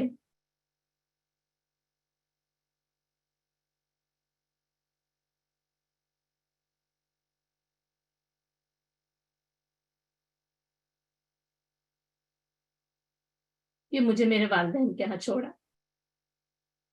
رسول اللہ صلی اللہ علیہ وسلم انہیں وہاں پر چھوڑ آتے۔ کہتی ہیں کہ میں اتنا روئی، میں اتنا روئی کہ اس کے بعد میرے آنسو خشک ہو گئے۔ یعنی جیسے انسان روتے روتے نا، یعنی اس حد تک پہنچ جاتا ہے کہ پھر اس کی آنکھوں سے آنسو بہتے نہیں، یعنی کتنے آنسو تھمتے نہیں تھے، اور مجھے نیند ہی نہیں آتی تھی، اور پھر اس کے بعد یہ ہوا کہ بس پھر میرے آنسو نا جیسے خشک ہو گئے، پھر آنکھوں میں تری بھی باقی نہ رہی، یہاں تک کہ ایک دن رسول اللہ صلی اللہ علیہ وسلم میرے والدین کے گھر تشریف لائے، اور یعنی کہا کہ اے عائشہ، اگر کوئی غلطی ہوئی ہے نا تو بیان کر دو۔ کہتی ہیں کہ یعنی اس وقت تو جیسے میں نے اپنے والد کی طرف دیکھا، تو جو ہے وہ مجھے سمجھ آ گیا کہ یہ تو کچھ نہیں کہیں گے، یعنی جیسے ظاہر ہے کہ ان کو پتا تھا کہ ان کا تعلق جو ہے وہ رسول اللہ صلی اللہ علیہ وسلم کے ساتھ کیسا تھا۔ کہتی ہیں کہ پھر جو ہے نا وہ میں نے اپنی والدہ کی طرف دیکھا، تو انہوں نے کہا تم جواب دو، یعنی جب تمہارے شوہر تم سے بات کریں تو تم جواب دو۔ کہنے لگی کہ اللہ کی قسم مجھے نہیں سمجھ میں آ رہا کہ میں کیا جواب دوں، یعنی آخر میں کیا جواب دوں، یعنی آپ لوگ جواب دیں۔ تو کہا کہ یعنی نہیں سمجھ میں آ رہا کہ میں کیا جواب دوں۔ کہنے لگی کہ بس میں نے کہنے لگی اس وقت نا مجھے قرآن کی آیت تو یاد نہ آئی، حالانکہ دیکھیں وہ یعنی اتنا وہ ذہن ہے حضرت عائشہ کا، حافظہ اتنا اچھا ہے، لیکن اس وقت جو ان کی کیفیت تھی نا، کہتی ہے کہ مجھے قرآن کی آیت تو یاد نہ آئی، بس میں نے صرف اتنا ہی کہا کہ جو نا یعنی یوسف علیہ السلام کے باپ نے کہا تھا، یعنی کہ فصبر جمیل، بس میں نا بس اب کچھ نہیں کہتی، اور بس صرف اور صرف نا صبر جمیل، بس صبر جمیل کرتی ہوں، اور واللہ المستعان علی ما تصفون، کہا کہ میں نے یہ کہا، یعنی یہ سوچا کہ بس جو لوگوں نے کہا ہے آپ نے اس کو سچ سمجھ لیا ہے نا، تو بس اب میں کچھ نہیں کہتی، بس فصبر جمیل، بس میں صبر جمیل کروں گی، اور بس میرا اللہ ہی جو ہے نا ان باتوں پر میری مدد کرنے والا ہے۔ اور کہتی ہیں بس پھر میں نے نا یعنی جیسے اعراض کیا، اور اسی وقت رسول اللہ صلی اللہ علیہ وسلم پر وحی کی کیفیت طاری ہوئی، اور پھر یہ جو ابھی ہم نے جو آیت شروع کی نا، پھر یہ والی آیات جو ہے وہ نازل ہوئی، اور جب وحی کی کیفیت دور ہوئی نا تو نبی صلی اللہ علیہ وسلم خوش تھے، آپ صلی اللہ علیہ وسلم ہنس رہے تھے، اور کہا اے عائشہ تو خوش ہو جا، اللہ تعالیٰ نے تیری برات نازل کر دی۔ کہتی ہیں اللہ کی قسم مجھے امید نہیں تھی، مجھے تصور بھی نہیں تھا کہ میری برات میں یہ آیت اتریں گی جو قیامت تک قرآن میں تلاوت کی جائیں گی۔ نا. اور پھر کہا کہ میری والدہ نے کہا کہ اٹھو اور رسول اللہ صلی اللہ علیہ وسلم کا شکریہ ادا کرو. تو کہ حضرت عائشہ صدیقہ رضی اللہ تعالیٰ عنہ کہتی ہیں کہ اللہ کی قسم نہ میں آپ دونوں کا شکریہ ادا کروں گی اور نہ ہی یعنی کہ رسول اللہ صلی اللہ علیہ وسلم کا شکریہ ادا کروں گی، بس میں صرف اور صرف نہ اللہ عز و جل کا شکریہ ادا کروں گی. اور اس وقت اللہ تعالیٰ نے یہ آیات اتاری، یعنی یہ کہ شکر تو پھر اللہ کا ہے اور صرف اللہ کا ہے. اور واقعی اگر کوئی سچا ہوتا ہے، اگر کوئی معصوم ہوتا ہے نا اور کوئی نیکوکار ہوتا ہے تو اللہ تعالیٰ اس طرح اس کی برات کو نازل کرتا ہے. ایسے اللہ تعالیٰ نے حضرت عائشہ، اور اسی واقعے کے بعد ان کا لقب صدیقہ پڑا ہے کہ اللہ نے ان کی سچائی میں یہ آیات اتار. اور اس کو بنیاد بناتے ہوئے یعنی حضرت عائشہ صدیقہ رضی اللہ تعالیٰ عنہ کی شخصیت کو بنیاد بناتے ہوئے نا پھر تمام بھولی بھالی مسلمان عورتیں جن پر کوئی قذف کوئی بہتان لگا دے تو ان کی پیٹوں کو 80 کوڑے کھانے کی سزا دی گئی. اور وہ جو عبداللہ بن ابے نے اور راس المنافقین نے جو ہے وہ وہاں پر یہ کہا تھا کہ جیسے یہ بدکاری، اور کہا کہ پھر جو کوئی اس بدکاری کا ارتکاب کرے اس کے لیے 100 کوڑوں کی سزا ہے نا. اور پھر اس طریقے سے پھر وہ ازدواجی تعلق کے بارے میں لیان کا قانون جو ہے وہ نازل ہو گیا. تو آئیے اس تبصرے کو پڑھ لیتے ہیں جو اللہ تعالیٰ نے اس واقعے پر کیا. ان الذین جاؤوا بالافک عصبۃ منکم، کہا کہ یہ جو لوگوں نے جو تہمت کی باتیں کی ہیں نا، جو افک لے کر آئے ہیں، یہ بڑا جھوٹ گھڑ کے لے کے آئے، وہ تمہارا ہی ایک ٹولہ ہے. کیونکہ وہ منافقین مومنین کے اندر ہی جو ہے وہ موجود تھے، ان کی صفوں کے اندر ہی موجود تھے. لا تحسبوہ شرا لکم، اب تم اس کو شر نہ سمجھو. آپ دیکھیں جب ہم بھی بیان کرتے ہیں ہم بھی سوچتے ہیں کتنی بڑی بات، اور آپ صلی اللہ علیہ وسلم کو کیسی تکلیف اور کیسا زمانہ آپ نے گزارا، یعنی کیسی بری باتیں تھیں جو انہوں نے کی. اللہ کہتا ہے تم اس کو لا تحسبوہ شرا لکم، تم گمان نہ کرو یہ تمہارے لیے شر ہے، بل ہوا خیر لکم، بلکہ یہ تمہارے لیے خیر ہے. اب دیکھیں اس میں سے جو خیر نکلا ہے، اور پھر جیسے کہ حضرت عائشہ رضی اللہ تعالیٰ عنہ کی برات ثابت ہوتی ہے، کہا یہ خیر ہے. بس یہ نا وہ رب جیسے وہ جو چیزوں کو دیکھنے کا جو انداز ہوتا ہے نا، تو کچھ چیزیں وہ شر کے ساتھ وہ یعنی پھیلی ہوئی نظر تو آتی ہے، لیکن اس کے اندر جو خیر چھپا ہوا ہوتا ہے نا، اللہ اس کے خیر کو ظاہر کرتا ہے. لِكُلِّ امْرِئٍ مِّنْهُمْ مَا اكْتَسَبَ مِنَ الْإِثْمِ، اور اسے تم اس میں سے جس نے جتنا حصہ کمایا نا، جتنا حصہ ڈالا اتنا ہی گناہ اس نے کمایا. وَالَّذِي تَوَلَّى كِبْرَهُ مِنْهُمْ لَهُ عَذَابٌ عَظِيمٌ، اور پھر وہ جو اس تہمت کا سب سے بڑا حصے دار بنا اس کے لیے عذاب عظیم ہے. یعنی کہ عبداللہ بن ابے جو ہے وہ اس سے مراد ہے. لولا اذ سمعتموہ ظن المؤمنون والمؤمنات، اور کیوں نہ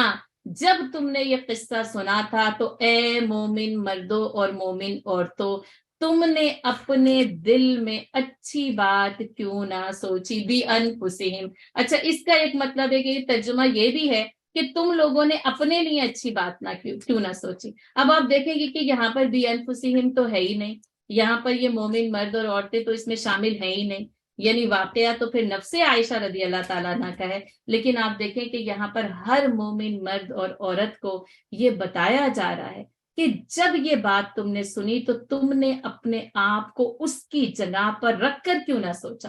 کہ اگر تم اس جگہ ہوتے تو کیا کرتے. اور جیسا کہ ہمیں پتہ چلتا ہے حضرت ابو ایوب انصاری رضی اللہ تعالیٰ عنہ اور ام ایوب انصاری رضی اللہ تعالیٰ عنہ، وہ کہتی ہیں جب یہ واقعہ سنا اور گھر میں آیا نا تو ام ایوب نے کہا کہ اے ابو ایوب، اگر تم صفوان بن معطل کی جگہ ہوتے تو تم کیا کرتے؟ انہوں نے کہا میں یہی کرتا کہ ان کو لے کر مدینے آ جاتا ہے نا. اور پھر ان سے کہا اگر تم جو ہے وہ عائشہ کی جگہ ہوتی تو کیا کرتی؟ تو انہوں نے کہا ظاہر ہے میں پاک بازی کو ہی اختیار کرتی، میں تو ایسا کرنے کے بارے میں سوچ بھی نہیں سکتی تھی. تو اصل میں یہ بتایا جا رہا ہے بی انفسہم خیرا، کہ تمہیں اپنے آپ کو اس جگہ پر رکھ کر سوچنا چاہیے، اور تم نے اس معاملے میں خیر کیوں نہ سوچا. ساری کی ساری جو تنبیہ اور اتاب ہے نا، اس میں نا یوں سمجھے منافقین پر کیا ہی نہیں گیا ہے، یعنی کیا گیا ہے یعنی ایسے کہ عذاب عظیم ہے، لیکن مومنین کی خاموشی پر،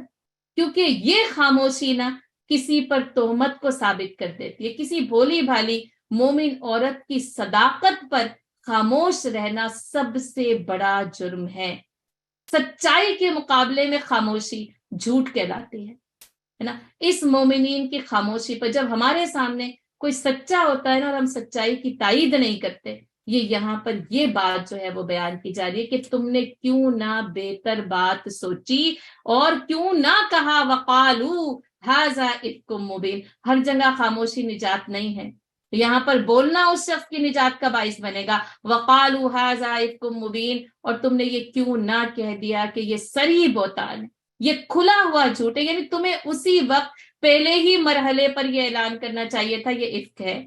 لولا جاؤ علیہ بارباتی شہداء، اور پھر یہ تہمت لگانے والے اس پر 4 گواہ کیوں نہ لے کر آئے. فَإِذْ لَمْ يَأْتُوا بِالشُّهَدَاءِ فَأُولَٰئِكَ عِندَ اللَّهِ هُمُ الْكَاذِبُونَ. اور اگر یہ گواہ نہیں لائے تو پھر اللہ کے یہاں یہی جھوٹ. اب گواہی کا تو سوال ہی پیدا نہیں ہوتا، موجود ہی نہیں ہے، قصہ ہی نہیں پتا. بس صرف کیا ہے کہ وہ لوگوں کی جو کرپٹڈ اور پرورٹڈ مائنڈ ہوتا ہے نا، بس ایک مرد اور عورت کو ساتھ دیکھا اور بس صرف اور صرف اسی بات کو اخذ کر لیا، کیونکہ ان کے ذہن کی خباثت اسی سوچ کی طرف اشارہ دیتی. تو کہا کہ سوال ہی پیدا نہیں ہوتا، اور اگر لاتے تو پھر 4 گواہ لے کر آتے. لیکن ظاہر ہے کہ اللہ کے نزدیک یہ جھوٹے لا ہی نہیں سکتے گواہ. وَلَوْلَا فَضْلُ اللَّهِ عَلَيْكُمْ وَرَحْمَتُهُ، اور اگر اللہ کا فضل اور اس کی رحمت تمہارے شامل حال نہ ہوتی نا، پھر دنیا والآخرہ، اور دنیا اور آخرت میں بھی، دنیا اور آخرت میں اللہ کے فضل اور رحمت کے بغیر جو زندگی ہے نا، وہ زندگی ہے ہی نہیں. اگر ایسا نہ ہوتا نا، لَمَسَّكُمْ فِي مَا أَفَضْتُمْ فِيهِ عَذَابٌ عَظِيمٌ، تو جن باتوں میں تم پڑ گئے تھے ان کی پاداش میں تمہیں بہت بڑا عذاب آ رہا تھا. اب دیکھیں وہاں پر اس کے لیے کہا گیا تولا کبرہ ولہم عذاب عظیم، اور یہاں پہ جنہوں نے خاموشی اختیار کی نا، ان کو اس عذاب عظیم سے ڈرایا جا رہا ہے. استلقونہ بألسنتکم، اور جب کہ تم اپنی زبانوں سے یہ القا، یہ باتیں ایک دوسرے کے ساتھ کر رہے تھے. وتقولون بافواہکم، اور تم اپنے منہ سے وہ کچھ کہہ رہے تھے ما لیس لکم بہ علم، جس کے متعلق تمہیں کچھ علم نہیں تھا. علم نہیں ہے نا، خاموشی نجات ہے. اور اگر پھر وہ علم کے ساتھ صداقت اور سچائی کے ساتھ، پھر اس وقت بولنا ضروری ہے. جو جھوٹی باتیں اور افواہیں گردش کر رہی تھی نا، اور آپ دیکھیں یہ منہ سے یہ ساری کی ساری باتیں جو ہے وہ نکلتی ہیں اور گردش کرتی ہیں، اور پورے ماحول کی پاکیزگی کو نا داغدار کر. اب دیکھیں کوئی نیوز صبح کو آتی ہے نا، میں کہتی ہوں وہ ٹی وی پہ چلتی ہے، وہ ریڈیو پہ چلتی ہے، وہ آپ کے سوشل میڈیا پہ آتی ہے، اور یہاں تک کہ وہ جو بھی جس شخص کے بارے میں بھی، پورے ماحول میں نا وہ افیئر، وہ اسکینڈل، وہ بات جو ہے وہ گردش کر رہی ہوتی ہے. کیونکہ آج تو اسی طریقے سے گردش ہوتی ہے، یہی زبانیں، یہ میڈیا کے ذریعے بھی افواہیں، وہ افواہوں کی اشاعت کا سب سے بڑا سینٹر اور مرکز بنا ہوا ہے. وَتَحْسَبُونَهُ هَيِّنًا، اور تم نے اس کو بہت زیادہ ہین گمان کیا، بہت معمولی گمان کیا، لیکن وَهُوَ عِندَ اللَّهِ عَظِيمٌ، اور اللہ کے یہاں یہ بہت بڑا. کتنی بڑی بات ہے نا. آپ دیکھیں اللہ تعالیٰ اس پر کس طریقے سے تبصرہ کر رہے ہیں. اللہ کے ہاں یہ بہت بڑی بات تھی جس کو تم نے بڑا معمولی اور ہلکا گمان کر لیا کہ کسی کی بھی پاک بازی کو داغدار کر دو، جبکہ اللہ کے لیے یہ بہت بڑی بات ہے. وَلَوْلَا إِذْ سَمِعْتُمُوهُ قُلْتُمْ مَا يَكُونُ لَنَا أَن نَّتَكَلَّمَ بِهَٰذَا سُبْحَانَكَ هَٰذَا بُهْتَانٌ عَظِيمٌ، اور جب کہ تم نے یہ قصہ سنا تھا تو تم نے یوں کہ کیوں نہ کہہ دیا کہ یہ ہمیں مناسب ہی نہیں کہ ہم یہ بات کریں. سبحانکا، اللہ تعالیٰ کی ذات پاک ہے، اور ھذا بہتان عظیم، اور یہ بہتان عظیم. بہتان عظیم کو بہتان عظیم کہنا ہے، اس پر اتاب کیا جائے کہ تم نے اس وقت اپنی زبانوں سے کیوں نہ کہا افکم مبین، کیوں نہ کہا ھذا بہتان عظیم. یعنی جو سچا ہوتا ہے نا، اس کی تائید میں کھڑے ہو کر یہ بات بتانی جانی چاہیے کہ اس پر جھوٹ کا الزام یا جھوٹا الزام لگایا جا رہا ہے. یعظکم اللہ، اللہ تمہیں واعظ کرتا ہے، نصیحت کرتا ہے، ان تعودوا لمثلہ ابدا ان کنتم مومنین، کہ اگر تم مومن ہو تو آئندہ کبھی ایسی حرکت نہ کرنا. اب آپ دیکھیں کہ اس واقعے کو بنیاد بنا کر ہمیشہ کے لیے ایسے واقعات پر پابندی اور رکاوٹ لگے. کہا اگر تم مومن ہو تو تمہارے مومن ہونے کی نشانی یہ ہے کہ ایسے واقعات میں ملوث نہ ہونا. اور آپ خود دیکھیں کہ کیا، اور اس کے بعد سے لے کے اب تک اور کتنے ہزاروں ایسے واقعات ہیں نا کہ بھولی بھالی پاک باز معصوم مومن عورتوں پر تہمت لگائی جاتی ہے، اور معاشرہ اس کے اندر ملوث ہو جاتا ہے، جبکہ اللہ تعالیٰ کہہ رہے اب لمثلہ ابداً ان کنتم مومنین، اگر تم واقعی مومن ہو تو تمہیں اس میں کبھی بھی اس کے اندر جو ہے وہ مبتلا نہیں ہونا چاہیے۔ وَيُبَيِّنُ اللَّهُ لَكُمُ الْآيَاتِ، اور اللہ تعالیٰ اپنی آیات کو تمہارے سامنے واضح کر کے بیان کرتا ہے۔ وَاللَّهُ عَلِيمٌ حَكِيمٌ، اور وہ سب کچھ جاننے والا اور بڑی حکمت والا ہے۔ إِنَّ الَّذِينَ يُحِبُّونَ أَن تَشِيعَ الْفَاحِشَةُ فِي الَّذِينَ آمَنُوا لَهُمْ عَذَابٌ أَلِيمٌ فِي الدُّنْيَا وَالْآخِرَةِ وَاللَّهُ يَعْلَمُ وَأَنْتُمْ لَا تَعْلَمُونَ، اور جو لوگ یہ چاہتے ہیں کہ ایمان لانے والوں میں بے حیائی کی اشاعت ہو، ان کے لیے دنیا میں بھی دردناک عذاب ہے اور آخرت میں بھی، اور اللہ جانتا ہے اور تم نہیں جانتے۔ یہ جو تشیع الفاحشہ ہے نا، فاحشہ کو، بے حیائی کو اور بدکاری کو معاشرے میں پھیلانا، اس کے اوپر گرفت کی گئی، اور اس کے اوپر گرفت سب سے پہلے نا اس کے لیے کیا ہے؟ افواہوں کے ضمن، یہ افواہوں کے ذریعے یہ باتیں پھیلے نا تو تشیع الفاحشہ، فاحشہ معاشرے میں پھیلتی ہے، اور اس کے لیے نا اس وقت جو سب سے بڑا جو ٹول ہے نا وہ یعنی افواہوں کا وہ میڈیا ہے۔ یہ میڈیا ایسی فحاشی کو پھیلانے میں اپنا کام انجام دے رہا ہے کہ معاشرے کی پاکیزگی، نظروں کی حفاظت کی ہی نہیں جا سکتی ہے، آپ کانوں کو سننے سے روک ہی نہیں سکتے ہیں۔ اور پھر اس کے اندر آپ دیکھ لیں، پھر وہی ہے کہ پہلے وہ منہ سے نکلتی تھی باتیں، پھر وہ اخباروں میں چھپنے لگیں، پھر آپ یہ یعنی میگزینز دیکھ لیں، فحاشی کے میگزینز ہے نا، پھر وہ انٹرنیٹ دیکھ لیں، پھر وہ ریڈیو دیکھ لیں، میڈیا دیکھ لیں، پھر وہ ساری کی ساری چیزیں نا جو فحاشی کو، جس کو کہتے ہیں نا فحاشی کو پھیلانے والا لٹریچر اور مواد، یہ تشیع ہے،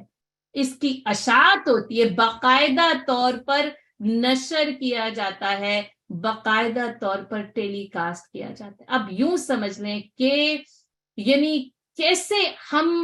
کس طریقے سے یہ جو سارے کے سارے تشیع الفاحشہ کے ٹولز ہیں نا، ہمیں اس کے آگے کیسے بند باندھنا ہے اور کیسے کھڑا ہونا ہے، اور کتنی مشکل ٹاسک ہے۔ ایک تو وہ اتنا افواہیں پھیلی اور وہ منہ کے ذریعے، وہ بھی بڑی شدید ہوتی تھی، وہ بھی پورے معاشرے کو، مدینے کی فضا کو متاثر کیا۔ اب آپ سوچ سکتے ہیں کہ ان افواہوں سے کون سی ایسی فضا ہے جو متاثر ہوئے بغیر رہ جائے، جبکہ مدینے کی فضا، اس پاکیزہ ترین شہر کی فضا کو ان باتوں نے آلودہ کیا۔ یہ شیطان ایسے وہ قبضہ جماتا ہے نا، اور ایسے کہ ایسے جو ہے نا وہ کام کرتا ہے۔ اس کے لیے آپ دیکھیں پھر ہمیں جو ہے وہ پوری جو اس کے بعد یعنی اس رکوع کے بعد والی جو آیت آئے گی، اور میں اس کو ان 2 آیتوں کو اس کے ساتھ انشاءاللہ پڑھ دوں گی، اور پھر باقی جو حصہ ہے وہ ہم آگے اپنے کل کے دن انشاءاللہ کریں گے۔ دیکھیں پھر اللہ تعالیٰ کیا کہے، وَلَوْلَا فَضْلُ اللَّهِ عَلَيْكُمْ وَرَحْمَتُهُ وَأَنَّ اللَّهَ رَءُوفٌ رَحِيمٌ، اور اگر اللہ کا فضل اور اس کی رحمت شامل حال نہ ہوتی نا تو پھر کیا کرتے؟ وَأَنَّ اللَّهَ رَءُوفٌ رَحِيمٌ، اور اللہ تعالیٰ نا رؤوف ہے اور رحیم ہے۔ وہ جو کہا تھا نا رافۃ فی دین اللہ نہیں آنی چاہیے، کیوں؟ یہ اس رؤوف اللہ ہی کا پیغام، یہ اسی کی رحمت ہے جس کی وجہ سے اس نے اپنے فضل اور رحمت کو تمہارے لیے کھولا۔ یا ایھا الذین آمنوا لا تتبعوا خطوات الشیطان ومن یتبع خطوات الشیطان فانہ یأمر بالفحشاء والمنکر، اور اہل ایمان اس شیطان کے قدموں کی پیروی نہ کرنا، اور جس نے شیطان کے قدموں کی پیروی کی تو وہ تو اس کو فحشا اور منکر کا ہی حکم دے گا۔ یہ شیطان کی پیروی سے بچنا،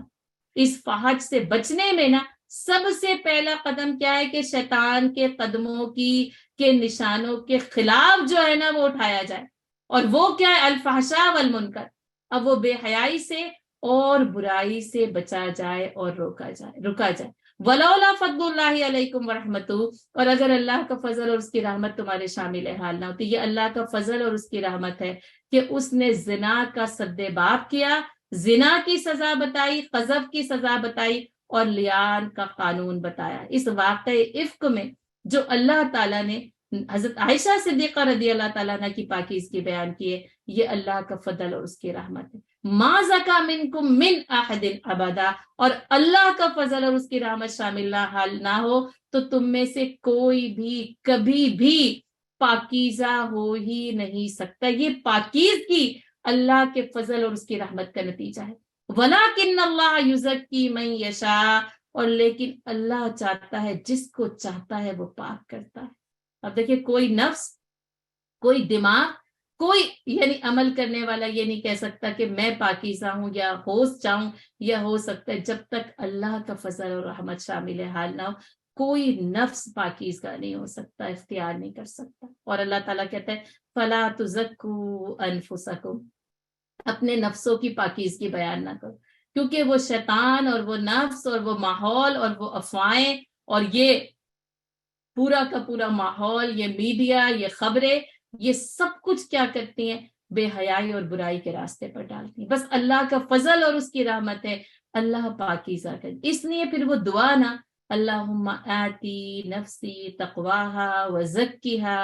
اور اے اللہ تو اس کو اس کا تقوی بھی دے اور اس کا تزکیہ بھی دے. اس تزکیے کو نا اللہ تعالیٰ سے مانگا جائے، اے اللہ تو ہمیں یہ تزکیہ عطا کر دے، کیونکہ بس اللہ چاہے تو جس کو وہ پاک ہو سکتے، اور اللہ نہ چاہے تو کوئی نفس نہ پاکیزگی نفس کو حاصل نہیں کر سکتا. واللہ سمیع علیم، اور اللہ تعالیٰ جو ہے وہ سننے والا ہے اور جاننے والا ہے. پورا واقعہ اس کے اوپر تبصرہ، اور اس کے اوپر تبصرے کی ابھی کچھ اور باتیں جو ہے وہ آگے باقی ہیں. تو انشاءاللہ تعالیٰ عزیز ہم اپنے کل کے سیشن میں اس واقعے کو، اس کے اوپر تبصرے کو بھی مکمل کرتے ہیں اور پھر سورہ نور کو بھی مکمل کرتے ہیں. اللہ رب العالمین ہمیں سورہ نور کا پیغام فہم کے ساتھ، گہرائی کے ساتھ سمجھنے کی توفیق دے. اللہ ہمیں ان بدعملیوں، بدکاریوں اور فحاشی سے اللہ رب العالمین ہمیں محفوظ کر دے. اے اللہ ہمیں وہ تزکیہ عطا کر جو تجھے محبوب ہے، جو تجھے پسند ہے، اور اے اللہ ہمیں ان بندوں میں شامل کر لے جو تیرے